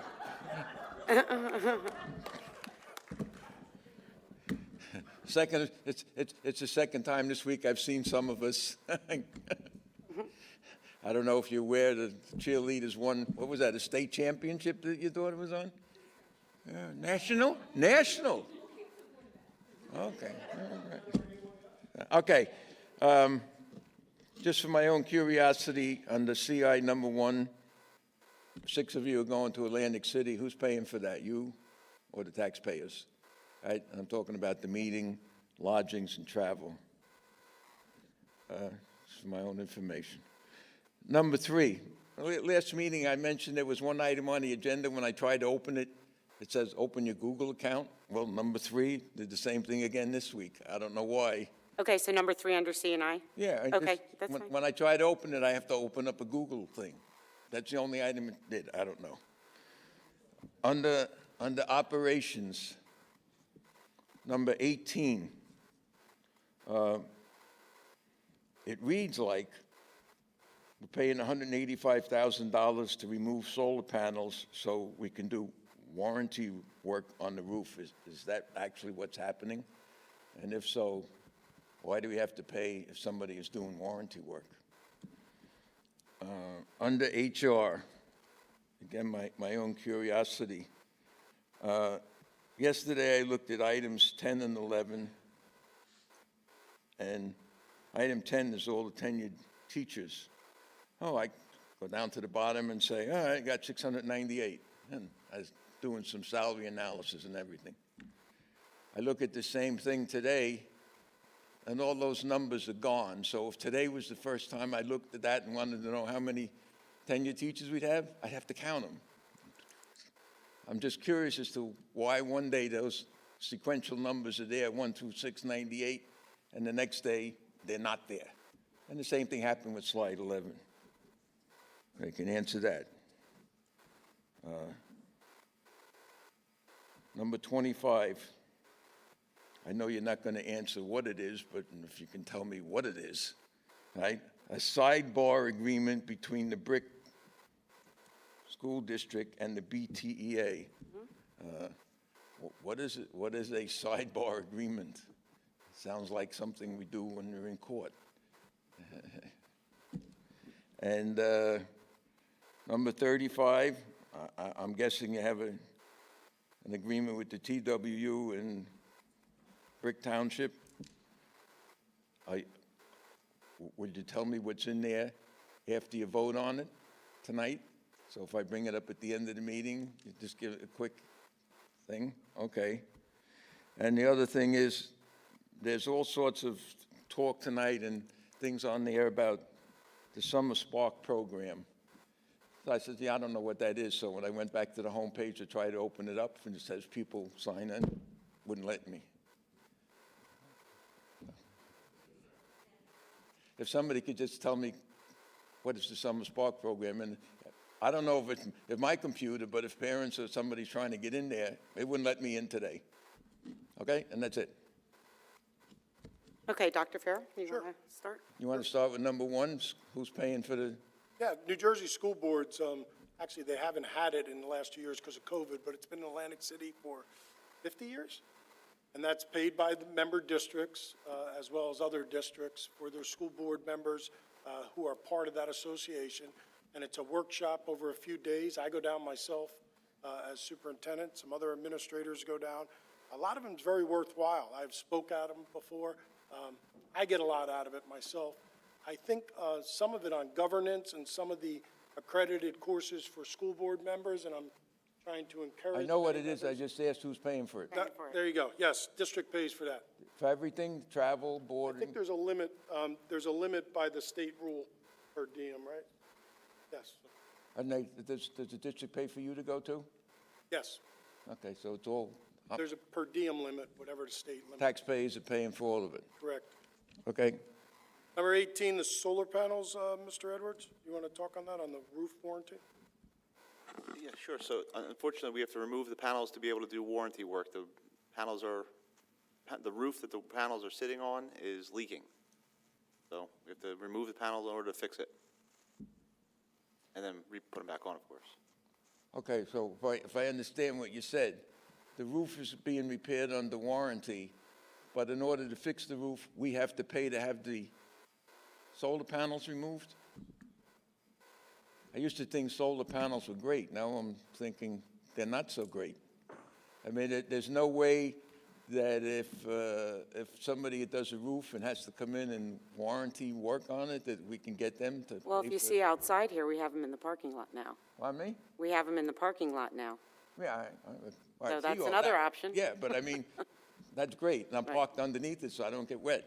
But, I mean, is there no way if somebody has to do warranty work that it's going to cost the district $185,000 to remove the solar panels for them to do the warranty work, which I'm assuming the work wasn't up to par if they're fixing it under the warranty? I can only guess, and I know this is out of my range, but if something, after we put solar panels on a roof, and as roofs age, if something comes up that's under warranty, we decided to put the solar panels on to get a savings, so we'd be responsible to move them to get roof fixed, which is free. So I guess that's just the nature of doing business when you look at the investment of solar panels.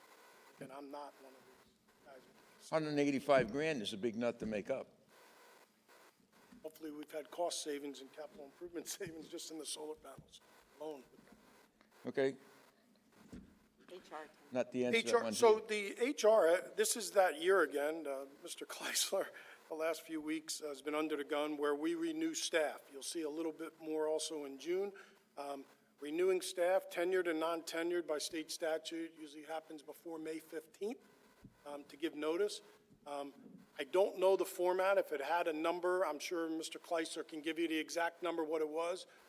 But that has been updated probably a few dozen times. I'm looking across over the last 2 weeks to make sure that if someone, for example, was non-tenured, wasn't left in the tenured, if the last name was similar. So it all happened between yesterday and today. No, they were updated on the website between yesterday and today. What I'm telling you is that it's been a constant progress, a constant update on those reports over the last 2 weeks.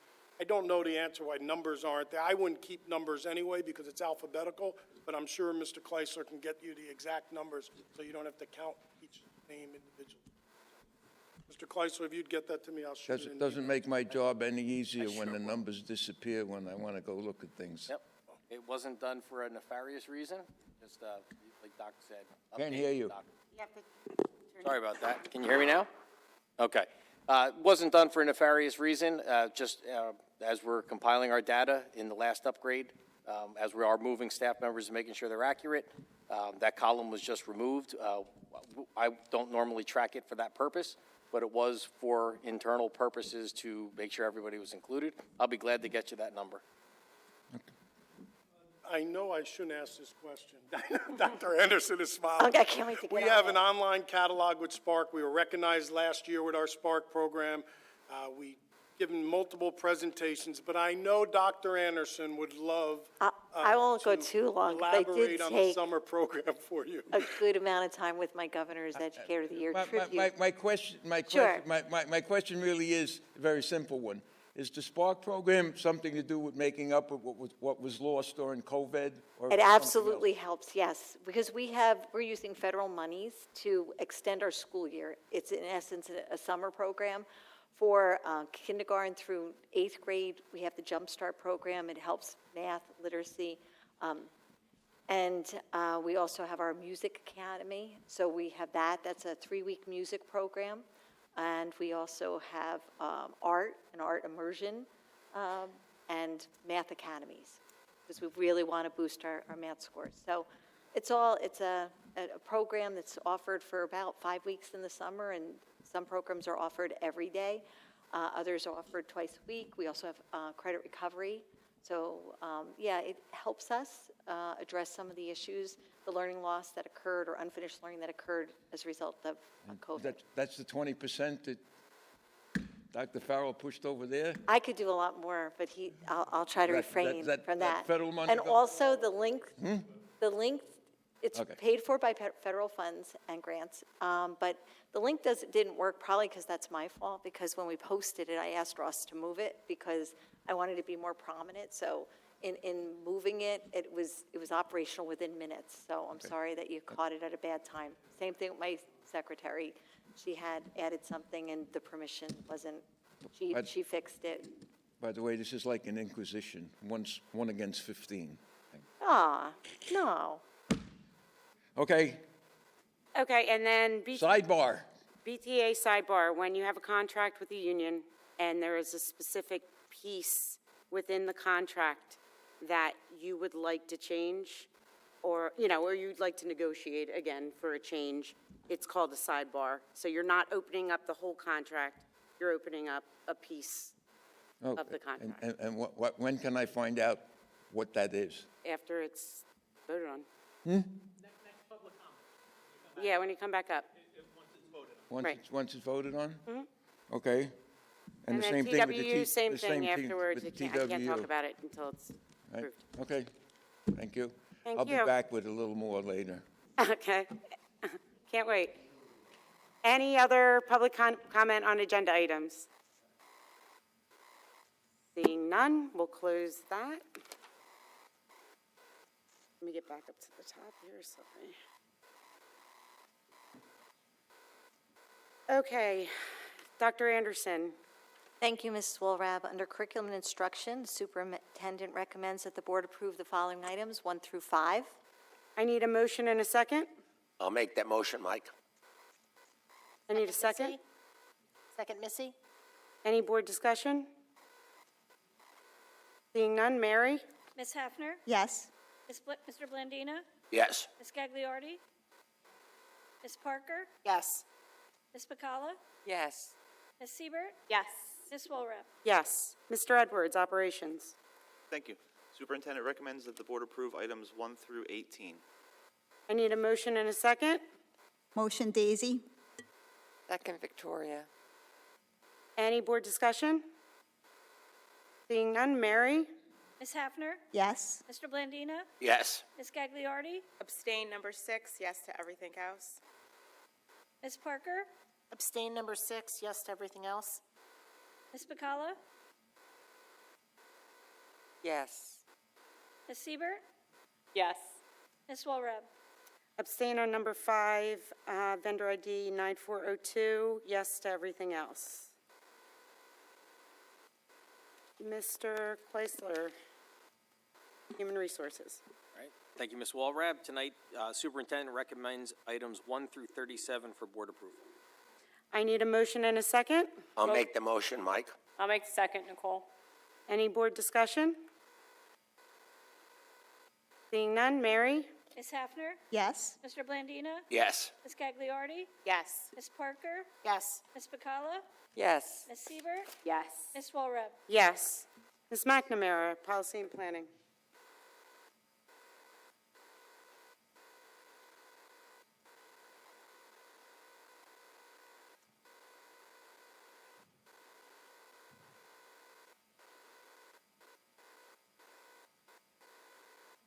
Thank you, Mrs. Walrab. I apologize. I had a problem with my computer.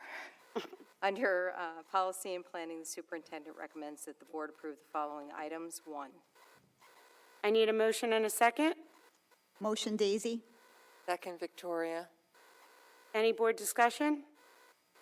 Seeing none, Mary? Ms. Hafner? Yes. Mr. Blandina? Yes. Ms. Gagliardi? Yes. Ms. Parker? Yes. Ms. Bacala? Yes. Ms. Siebert? Yes. Ms. Walrab? Yes. This is a second opportunity for public comment. Each participant is asked to give his or her name prior to making a statement. All statements shall be directed to the presiding officer. Comments shall be limited to 5 minutes, and each speaker may only speak once. The board will not, during the public portion of this meeting, discuss matters involving employment, appointment, termination of employment, negotiations, terms and conditions of employment, evaluation of the performance of, promotion or disciplining of any specific or prospective or current employee and/or student. Anyone for public comment?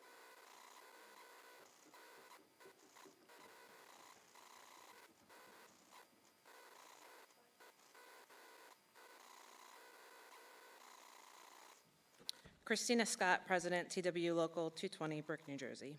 I want to take a moment to say thank you to the Board of Education and all involved in reaching a contract agreement for our members. This was a successful negotiations where we accomplished retaining current employees as well as having incentive for future employees. This contract recognizes employees as the professional, valuable employees that they are with these salary increases working for the Brick schools. Thank you. Thank you. Thank you.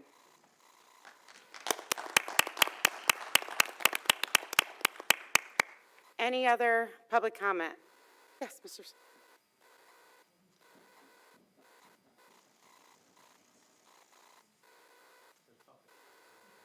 I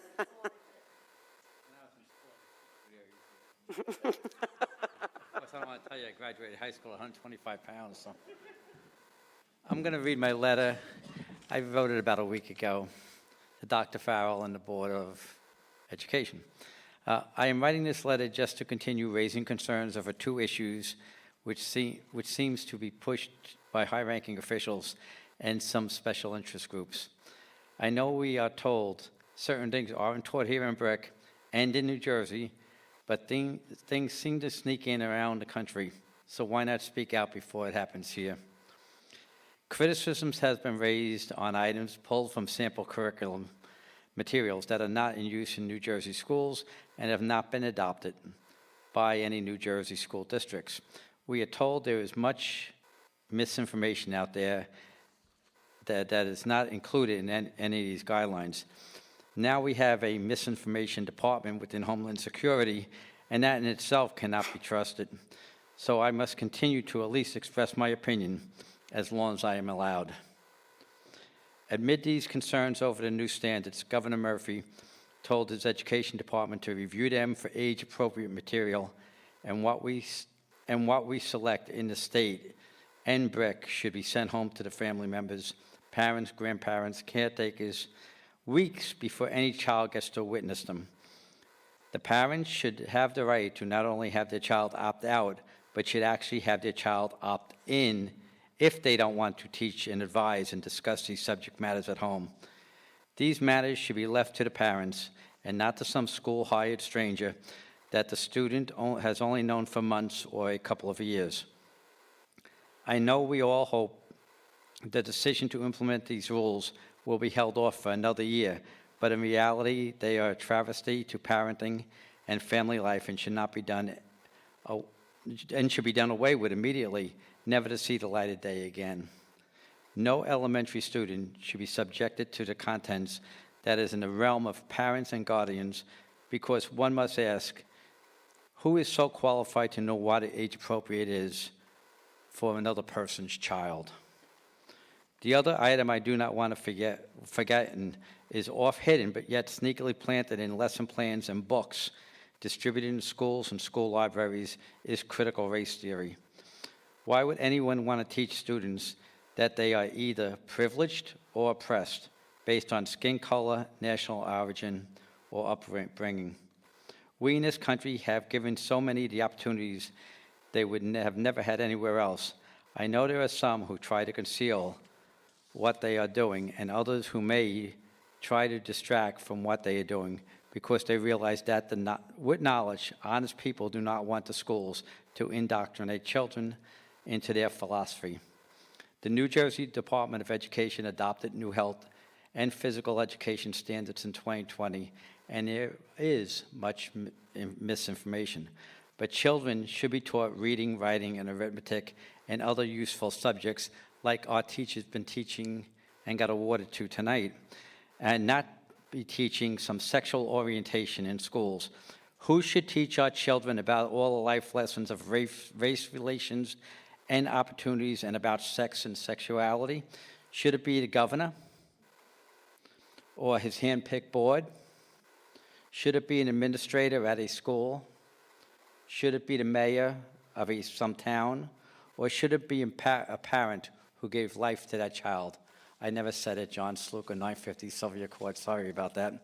Have a good day. Thank you, Mr. Zaluka. Any other public comments? Yes, ma'am.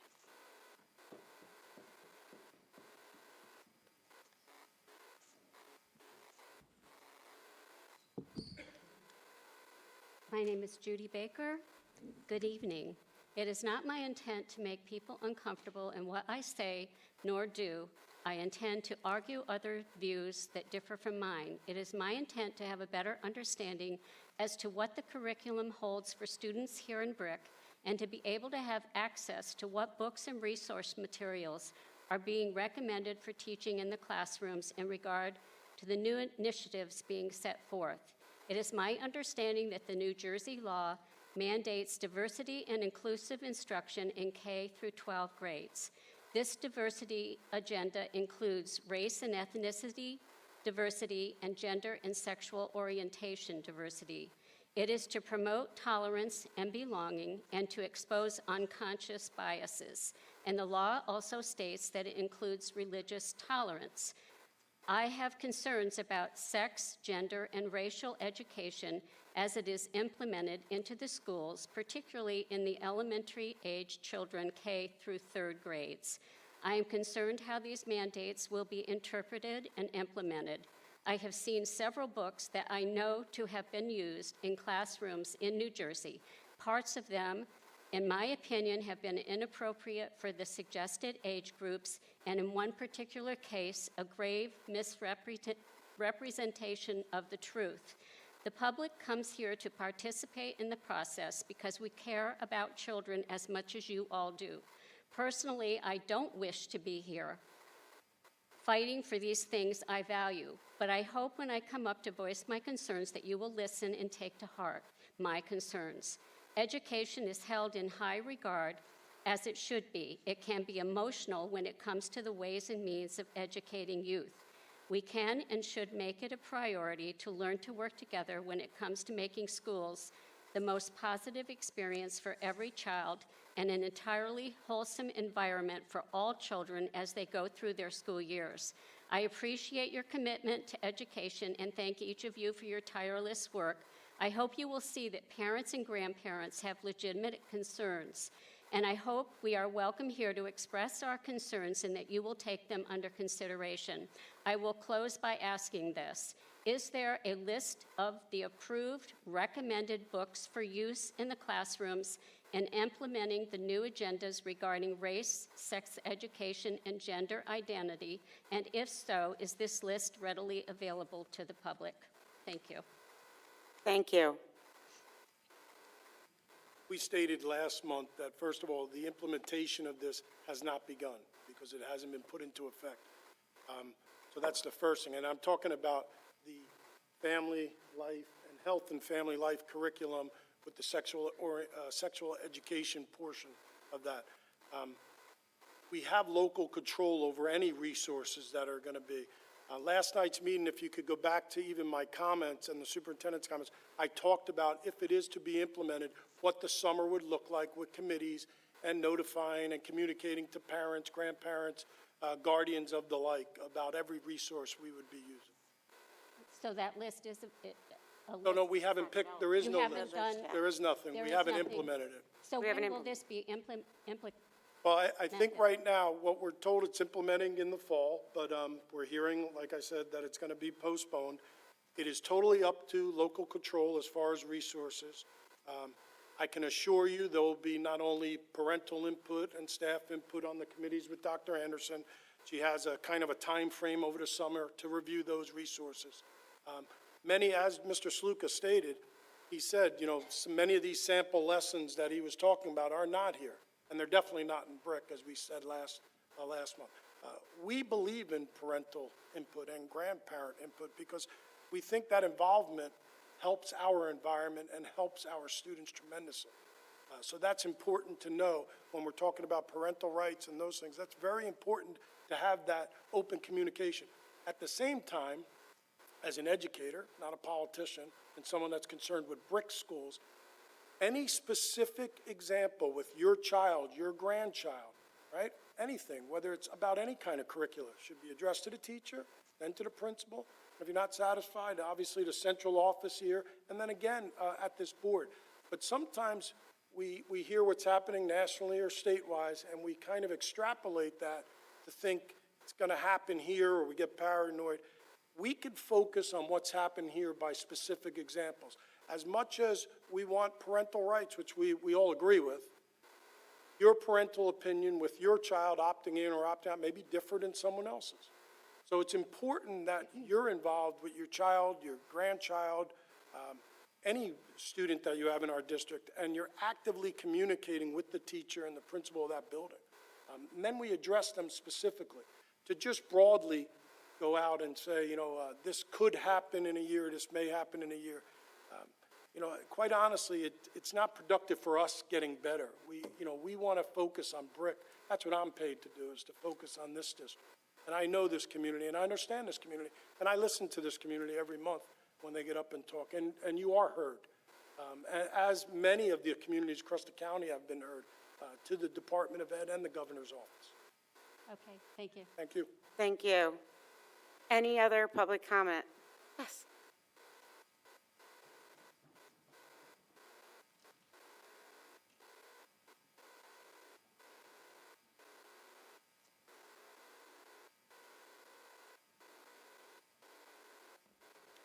Branda Benedictus.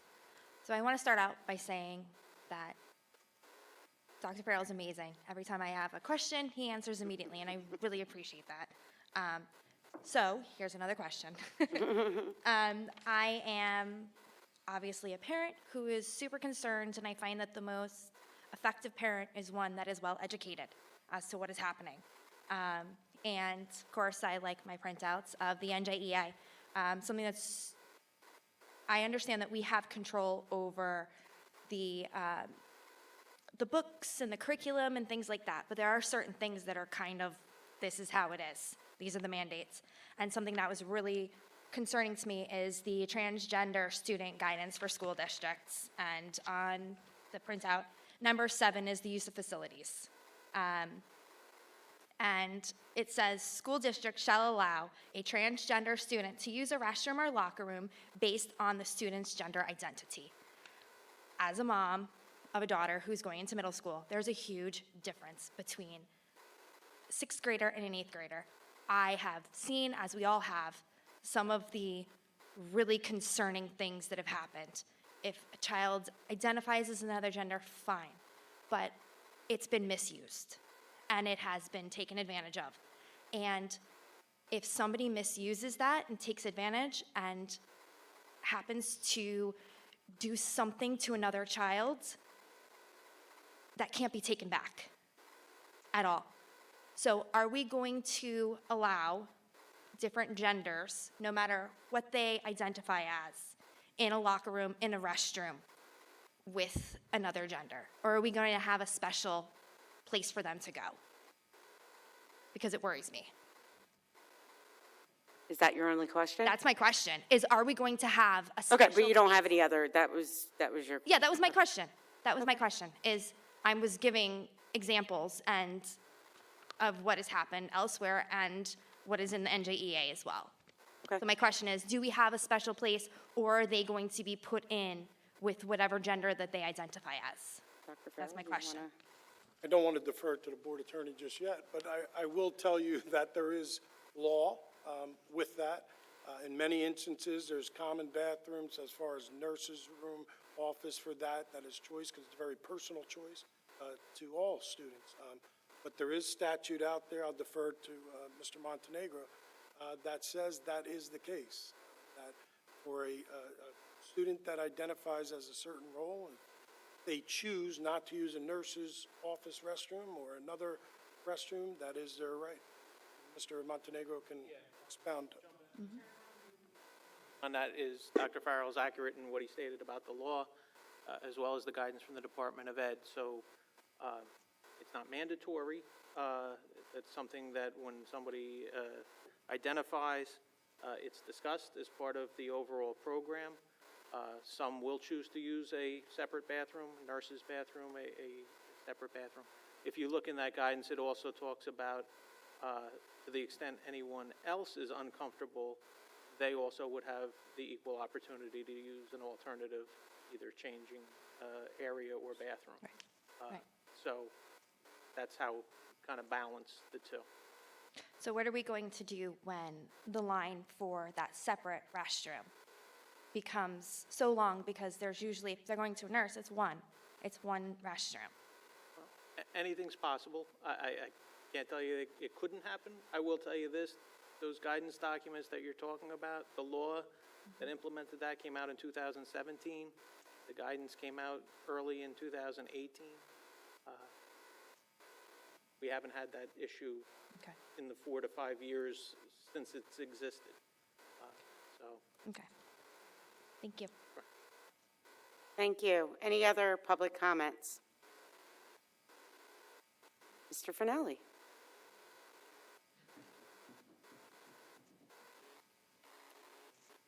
It's okay. Somebody leave their glasses up here? Anybody leave glasses? Oh, there you go.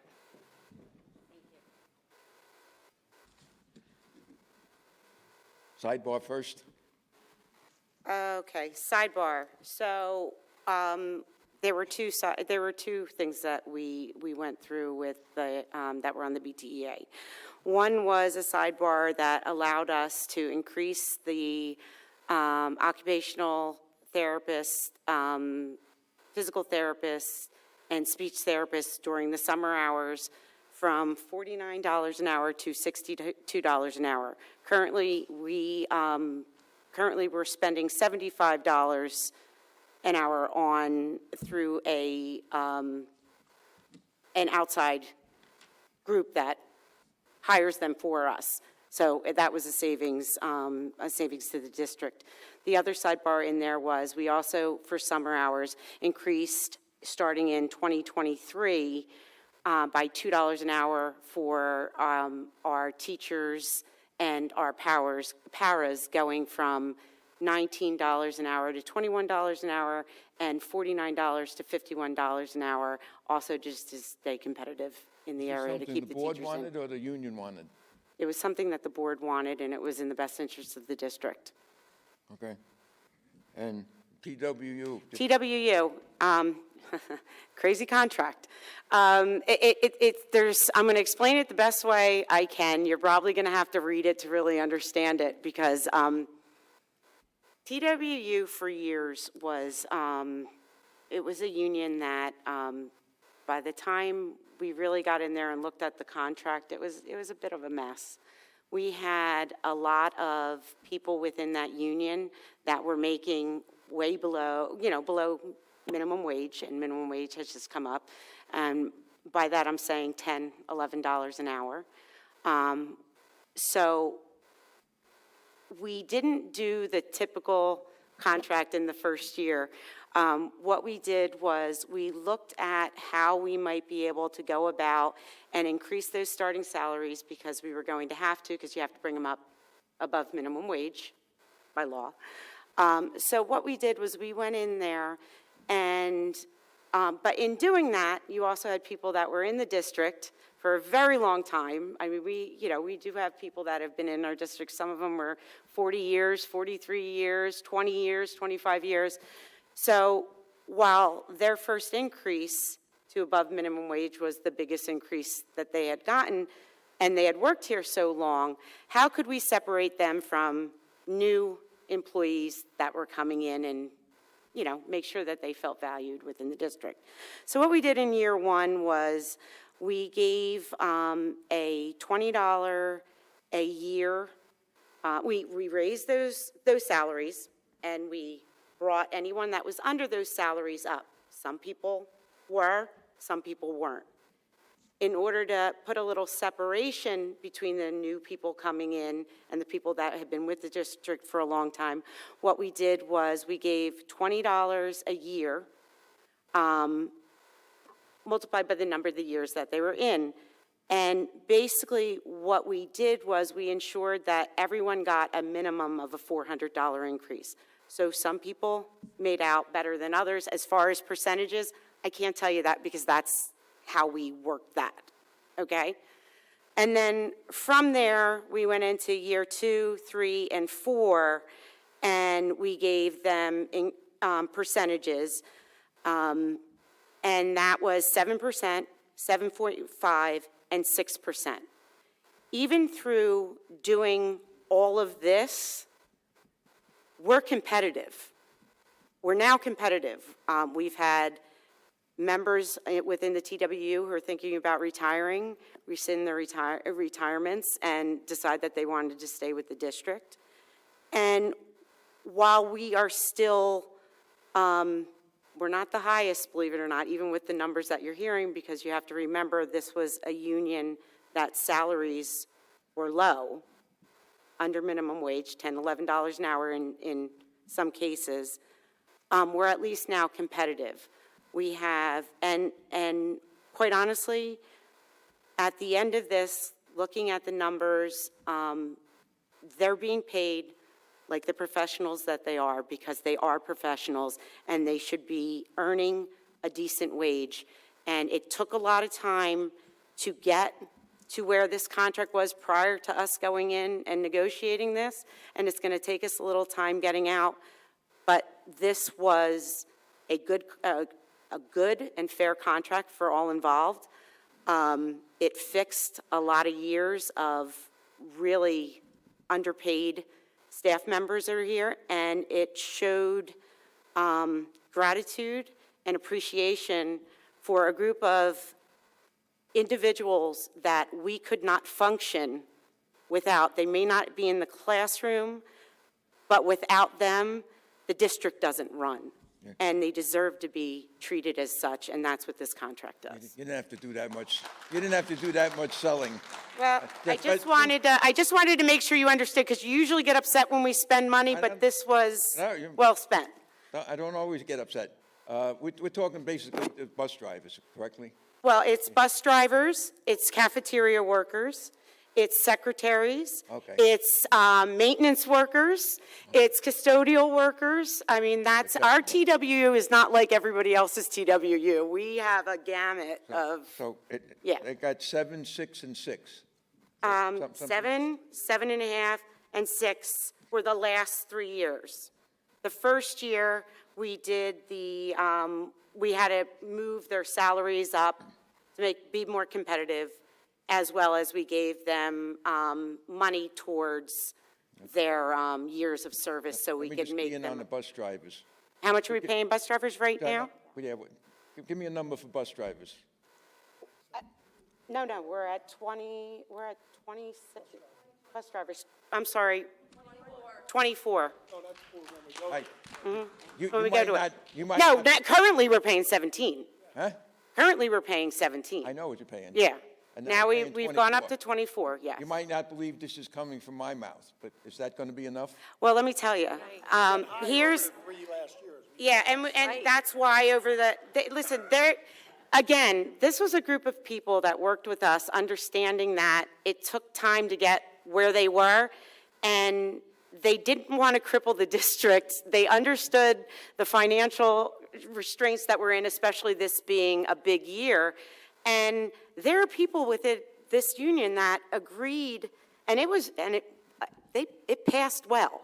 You know, overwhelming support for it. Well, if they're happy, I'm happy. Yeah, listen, but I got to tell you, I know there what were the people neighbors are that really the first year only got a $400 raise. Yeah. You know, and have been with the district for many, many years. But knowing that if he stays for the next 4 years, you know, we kind of make it up there and we get there. But we can't afford to go just for the bus drivers to $30. Then what were we going to do with everybody else? It really was a great group of people working together. All I'm trying to do is understand. Yeah. I understand two people you can't do it out. There's got to be a teacher in the room, and there's got to be somebody driving the bus. And there's got to be Everybody somebody else you can do cleaning, there's without, got to be but somebody those two fixing you those can't. buses, there's got to be somebody cooking their food. Says a lot Yeah. more people, though. Exactly. So it was really a labor of love, right, guys? It really was. It really was. I love them until I have to sit behind them when I'm rushed and get somewhere, and they're talking. Anyway, I don't love them so the much. other, just to answer your other question real quick, was the other item that was opened was with the BTEA was the Chapter 44 relief, which basically will go into effect in next school year, which the 23-24 school year. And basically what that does is it allows the teachers, we've negotiated, and at that point the teachers can go into the state health plan if they so choose. But it also says that if for some reason the state health plan goes away, then it just reverts right back to where we are today. Okay. Okay? But the rest of my questions have to do with the last meeting and the things I didn't get to talk about and some of the things you talked about. First of all, I have to start by saying I misquoted at the last meeting when I mentioned 5 bilingual teachers, and I was reading that right off the state report, but it wasn't 5 bilingual teachers. As I was corrected, it's 5 bilingual classes, which I got. No, I can expand on that for you, and we'll add. Those are 5 certified bilingual teachers. So when you say bilingual, there could be a teacher that is bilingual. So Tom Farrell may speak Spanish and English, but I'm certified to teach math. The report you're looking at shows that the 5 certified bilingual teachers, and you asked, why are they all at one place? Well, our bilingual program is at Osborneville. We may have multiple bilingual teachers that could teach math or even maybe have a bilingual certification but are doing something else. But the way the state reports that is the bilingual certification for those teachers. Okay. And I know Ms. McNamara got you afterwards to help you with that. So. Thank you. Yep. I stand corrected. Happens once in a while. And I'm learning not to believe everything that I see on state reports, but I want to talk about that. At the last meeting, which was basically a budget presentation, you did a presentation on class size. And first of all, I was wondering, why are we doing class size when this is a budget presentation? And I guess I assumed that you were implying that because the budget's going down, the class sizes were going up. And just to give you a quick summary of what I'm talking about, K and 1 was going to average 24. Classes 2 and 3 was going to average 24. Classes 4 and 5 was going to average 26. Grade 6 was 28 to 29. Grade 7, 30 to 24. Grade 8, 25, 25. And the high schools going to average about 23 because of all the different things. So I looked at that, and I looked at the state report, and the state report says the teacher-to-student ratio was 12 to 1. And I looked at the numbers on the web page, and it says the same thing, 12 to 1. And then I took the 698 teachers and divided that into the 8,446 students, and it came out to 12 to 1. I thought, okay, 12 to 1 looks like a good number. And then lo and behold, I'm going through the rest of the report, as I mentioned, item 11 and 12. And item 12 is 116 non-tenured teachers that are not included in that 698. So actually, in Brick, if my understanding, my math is correct, the span, the teacher to student ratio is not 12 to 1, it's closer to 10 to 1. And if that's the case, why does it say 12 to 1 on the website, and why does it say 12 to 1 on the state report? Those teachers are there. I'm assuming you got 116 teachers, so if I add that up, we don't have 698 teachers in Brick, we got closer to 814. So what is the difference with the teacher ratio? And then, here's how my mind works. All right, if you got all these stop laughing at me. If you've got all these class sizes at 24 to 1, right, around there, that's only half the teachers. At 12 to 1, at 10 to 1, it's not even half the teachers. So if you got all these teachers teaching these big classes, what are the other half doing? Somebody give me some idea of how that. Okay, we'll explain that. Do you want to just keep going with your questions so we can? Yeah, well, explain. The rest is just talking about the report card. So that's your last question? That's my only question, and I got 2 more things to do, and I'm done. So what's wrong with my numbers? Do you want to answer what's it? I mean, you're looking at a list of teachers, but you want to? I mean, it's. Well, first of all, we have 814, roughly 814. Let me educate you. Ask some questions. So let me educate you. So the first thing is the budget has been very clear. The last few years, we always have showed class sizes in the budget since I've been here and prior because of the effects of S2.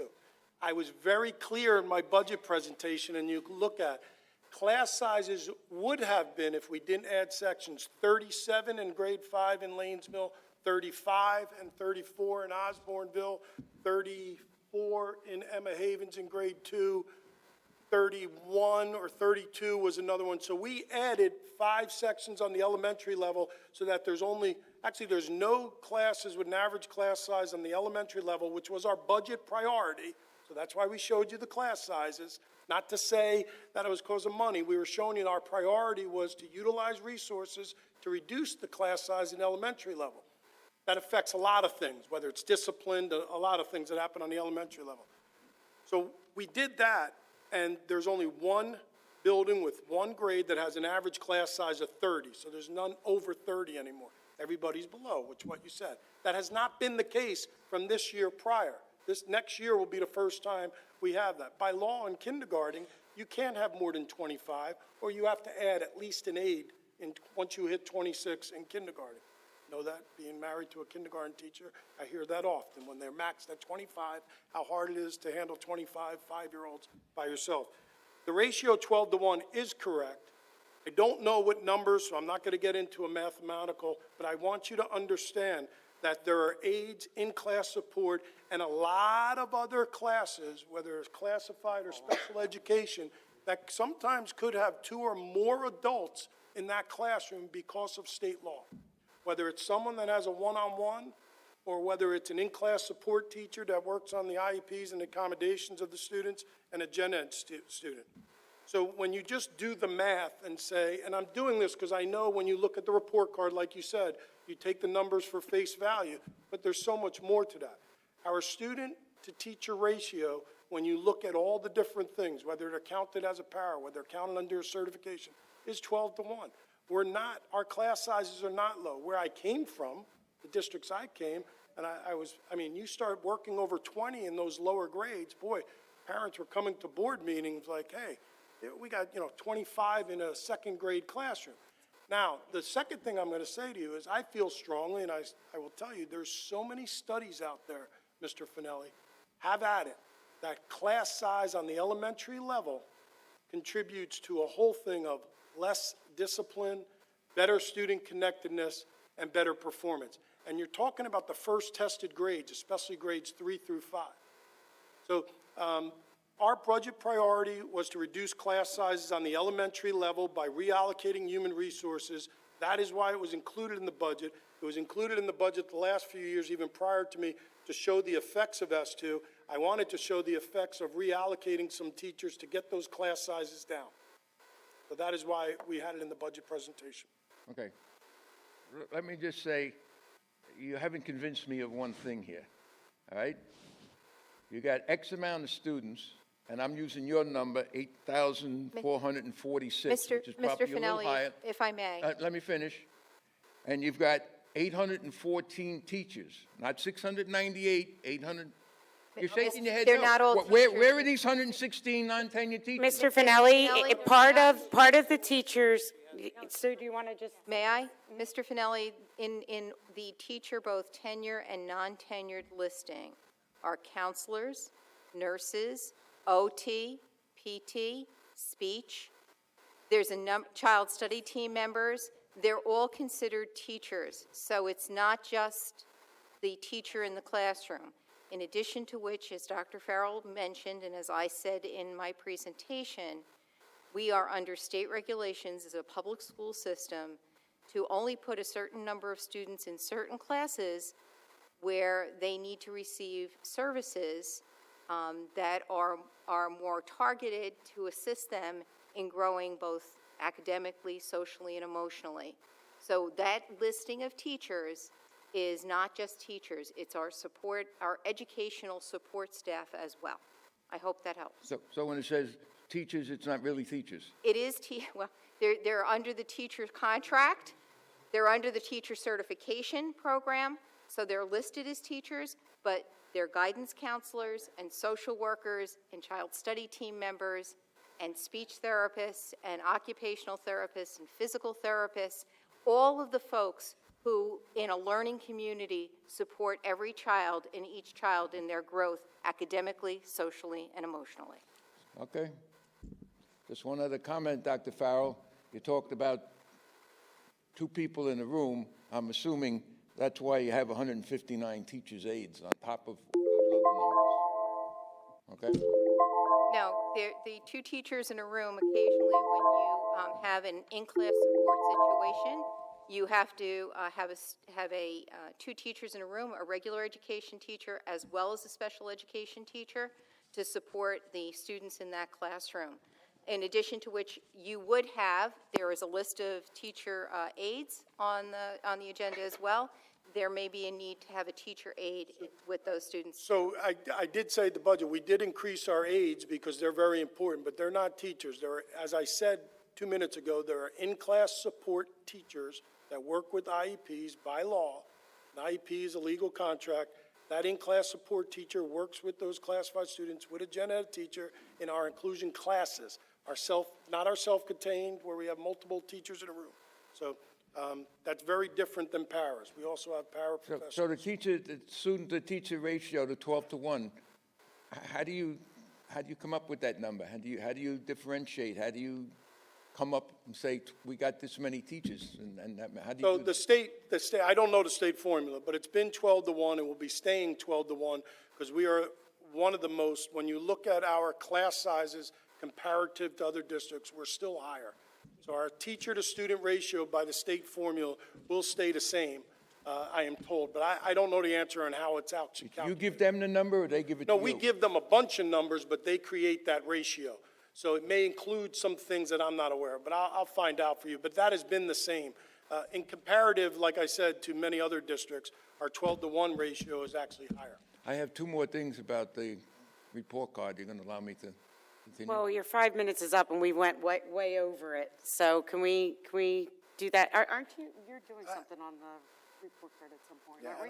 And he can email me or talk to me anytime. Yeah, we'll catch up with you after on that, and we're going to be doing something with the report card coming up. So can you save it for when we do And something with the Mr. report Finelli, card? as I say every time, if you have any questions about the performance report or report card, you can email me anytime, and I can find it out if I don't know it specifically. I only have one question.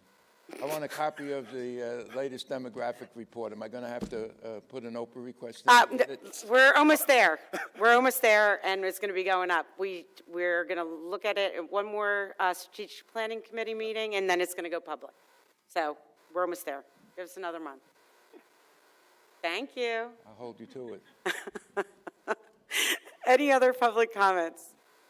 I'm sorry, did I? Ally?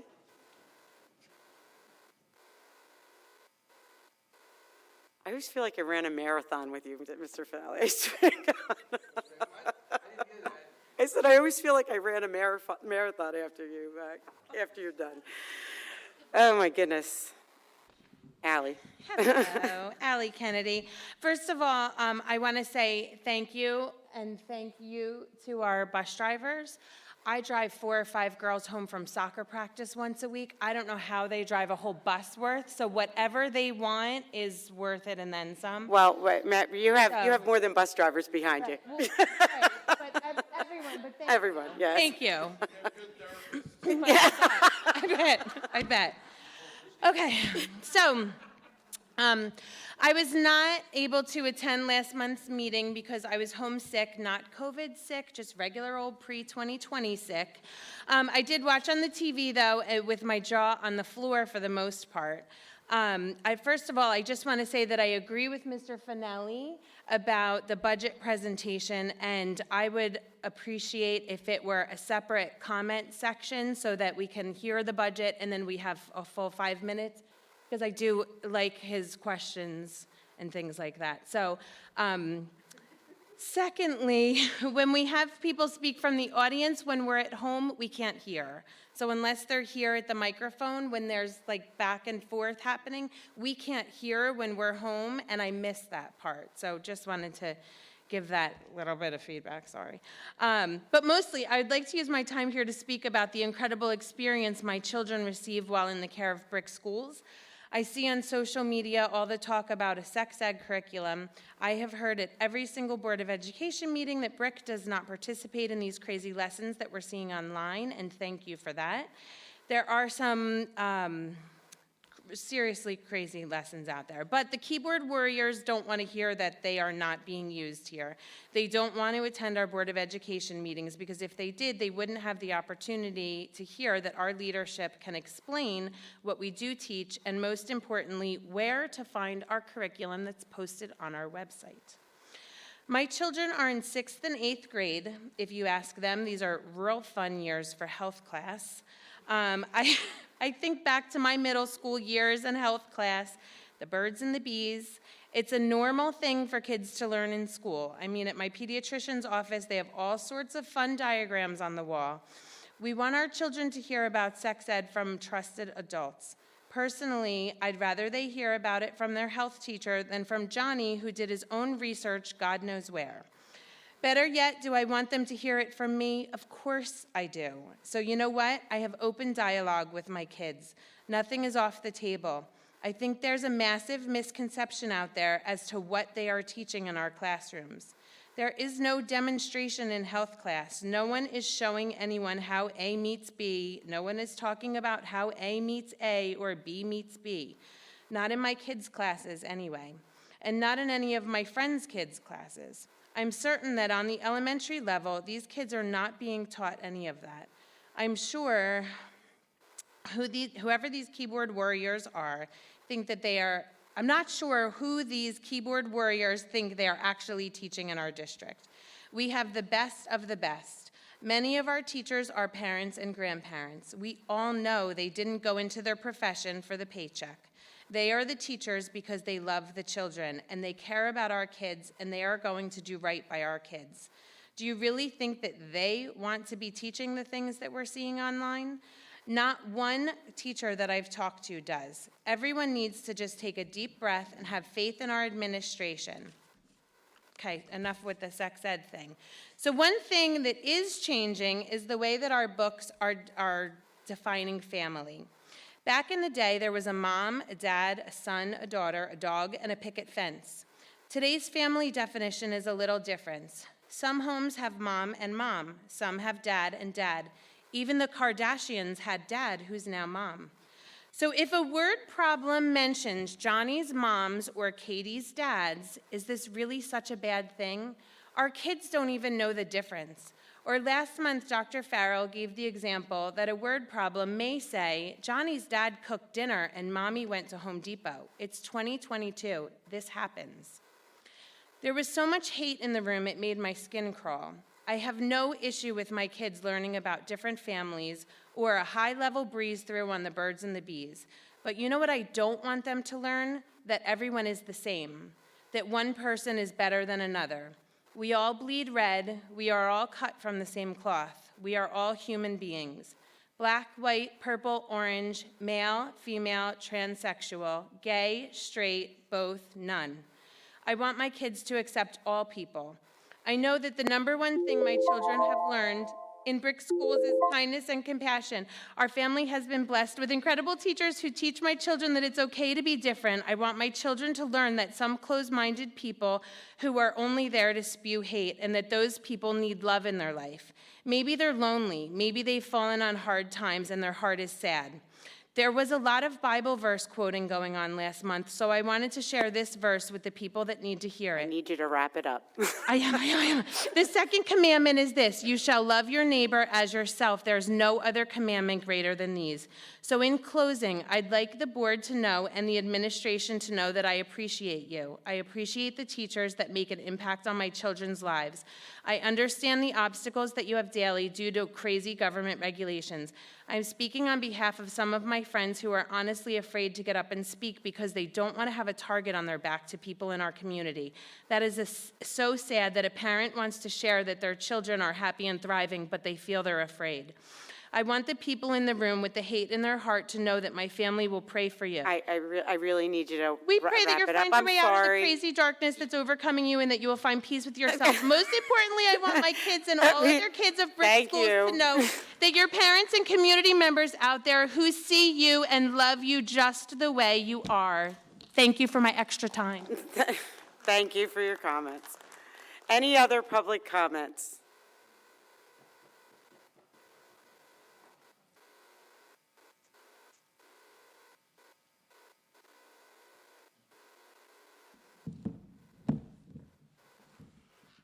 Good evening.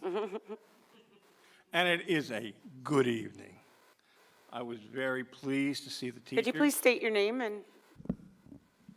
My name is Mud. How you doing? Is that good enough? My name is Frank Huber, former president of the Board of Education in Brick. Now, getting back to my point. I enjoy it thoroughly. Doctor, you do a wonderful job. I think the teachers do excellent work in the district. I know they do. But we have to be aware that there may be some issues with teachers and students that haven't been addressed. And it may be just in the classroom and not brought out to the parents. I know parents have said some things to me that they've heard from their students in the district that they did not like, but they usually don't come out and bring it forward to the board. So I'm going to restate myself from last month that in the process of education in our public schools, is it not repulsive for a privileged few of administrators, teachers, and staff to undermine the innocence of children? If it happens in a district, and it shouldn't, we have to be aware that we have to take actions. Now, as a former police officer and a state corrections officer, I know that the district is responsible to report those issues to the police department. Is it not right, Mr. Attorney? If that happens, we do need to know about it publicly. We don't need to know about the charges, but we do need to know it publicly. Second of all, we can all agree that parents, and not the school, government, know what's best for their kids. So when the parents come up here, I expect, and I do see the respect coming from the board and the individual administrators of the district. And it is refreshing, but we are entering serious times in our nation. There are forces in our world that want to see the destruction of the innocence of children. And I want to make you aware, and I know you are. So I want to thank you for your time. And I appreciate your effort, because being on the Board of Education is a thankless job. Have a good night, gentlemen and Thank you. Any other public comment? Seeing none, we'll close that portion. Board comment. Victoria, you said, I remember you said you wanted to.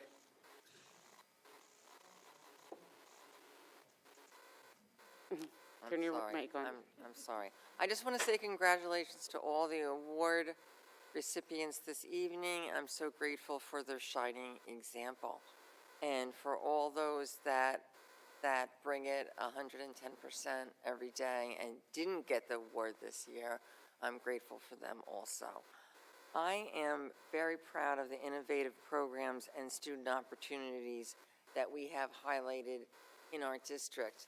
And in case you didn't see it, are you getting this on the film there, buddy? Okay.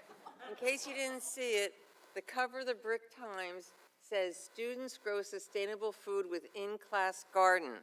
And when I was scrolling through social media this morning, I came across an article that said, "Students grow sustainable food with in-class garden." And it was an article about our award-winning BMHS Teacher of the Year, Mr. Scheibel, and how he engages students in science, and he has like a hook, and he grabs them in, and not just the high school kids, he also has the elementary kids coming in and the middle school kids coming in. And what's good for our older students is even better to spark that enthusiasm in our younger students. So I just wanted to say I'm proud of these opportunities that our kids have. I also want to say that one of the things that our students are doing in the high school is partnering with a community service program called Seeds of Service, also donating the food that they're growing and their efforts to help the needy in our community. It's great to see all this nice stuff when you're sitting in the barbershop getting your hair cut. Secondly, I'd just like to talk about the Brick Township Green Fair because it is different this year. Our venue has changed. We will not be in the high school this year. We will be on Herbertsville Road at the Herbertsville Farm Anstead Cultural Arts Center. And we're starting around 9:30, 10 o'clock, going till 2. And this year, it's our 10th Environmental and Sustainability Showcase. And the outdoor venue has some indoor resources like bathrooms, and the event will be rain or shine with the exception of hazardous weather.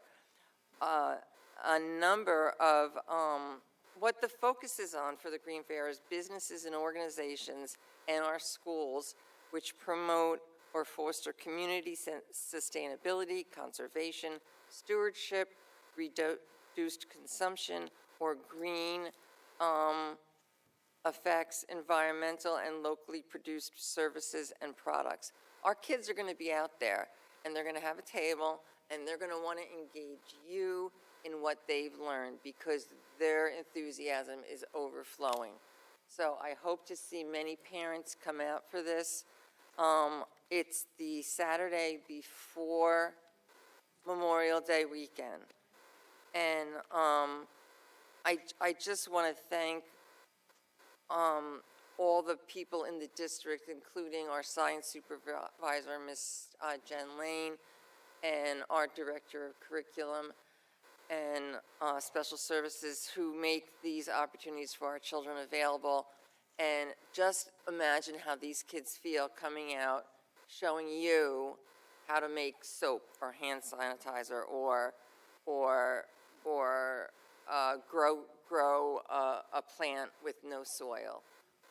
So please come and enjoy their expertise. And thank you very much for the evening.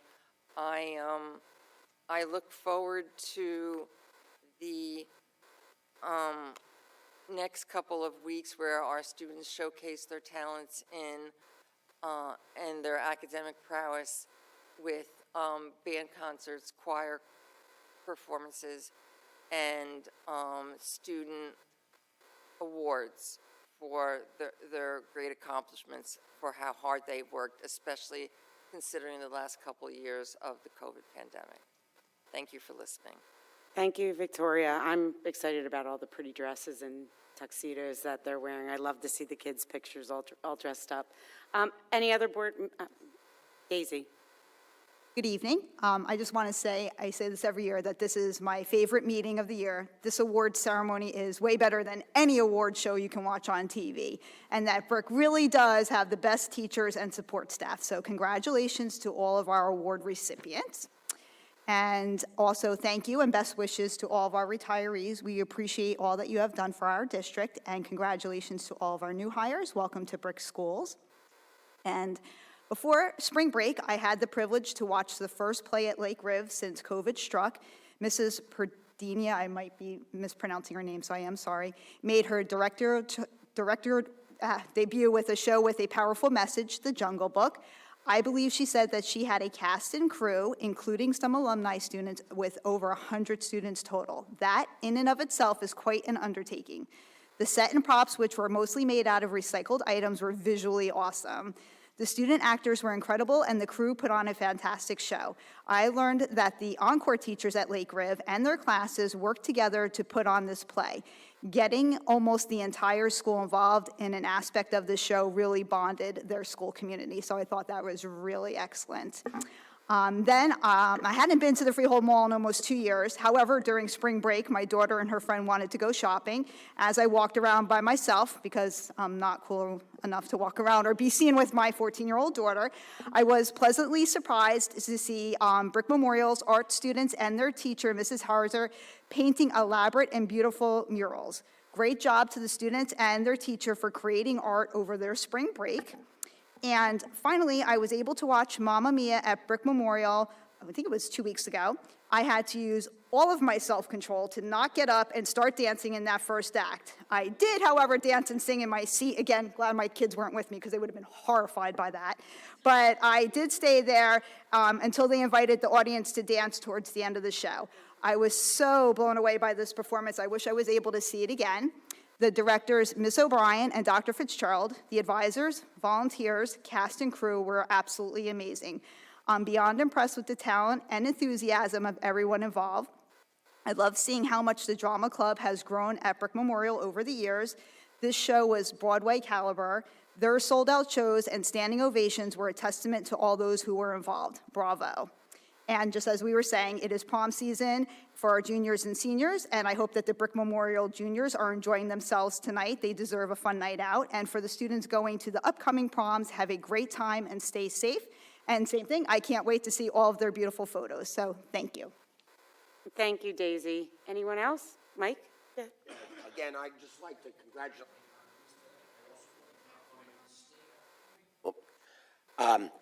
I just want to again compliment the honorees tonight, the teachers and other staff members that receive accolades tonight. I also want to compliment on the great program that was put together behind it. I thought the video program was very well and very organized and put together with what we needed to see. So I also want to congratulate the staff, retirees, and the new hires. Thank you very much, and we'll see you next month. Thank you, Michael. Anyone else? We're good. Before I close, I just wanted to comment. You mentioned the play at Memorial, the play at Brick Township High School, Wizard of the Oz. Oh my! He was singing. He was singing the lion song. Yes. Well, I don't know about that, but he was the lion in high school. I heard all about that. Blah blah blah. He was getting in the way of what I was hearing the kids, but he started singing the song.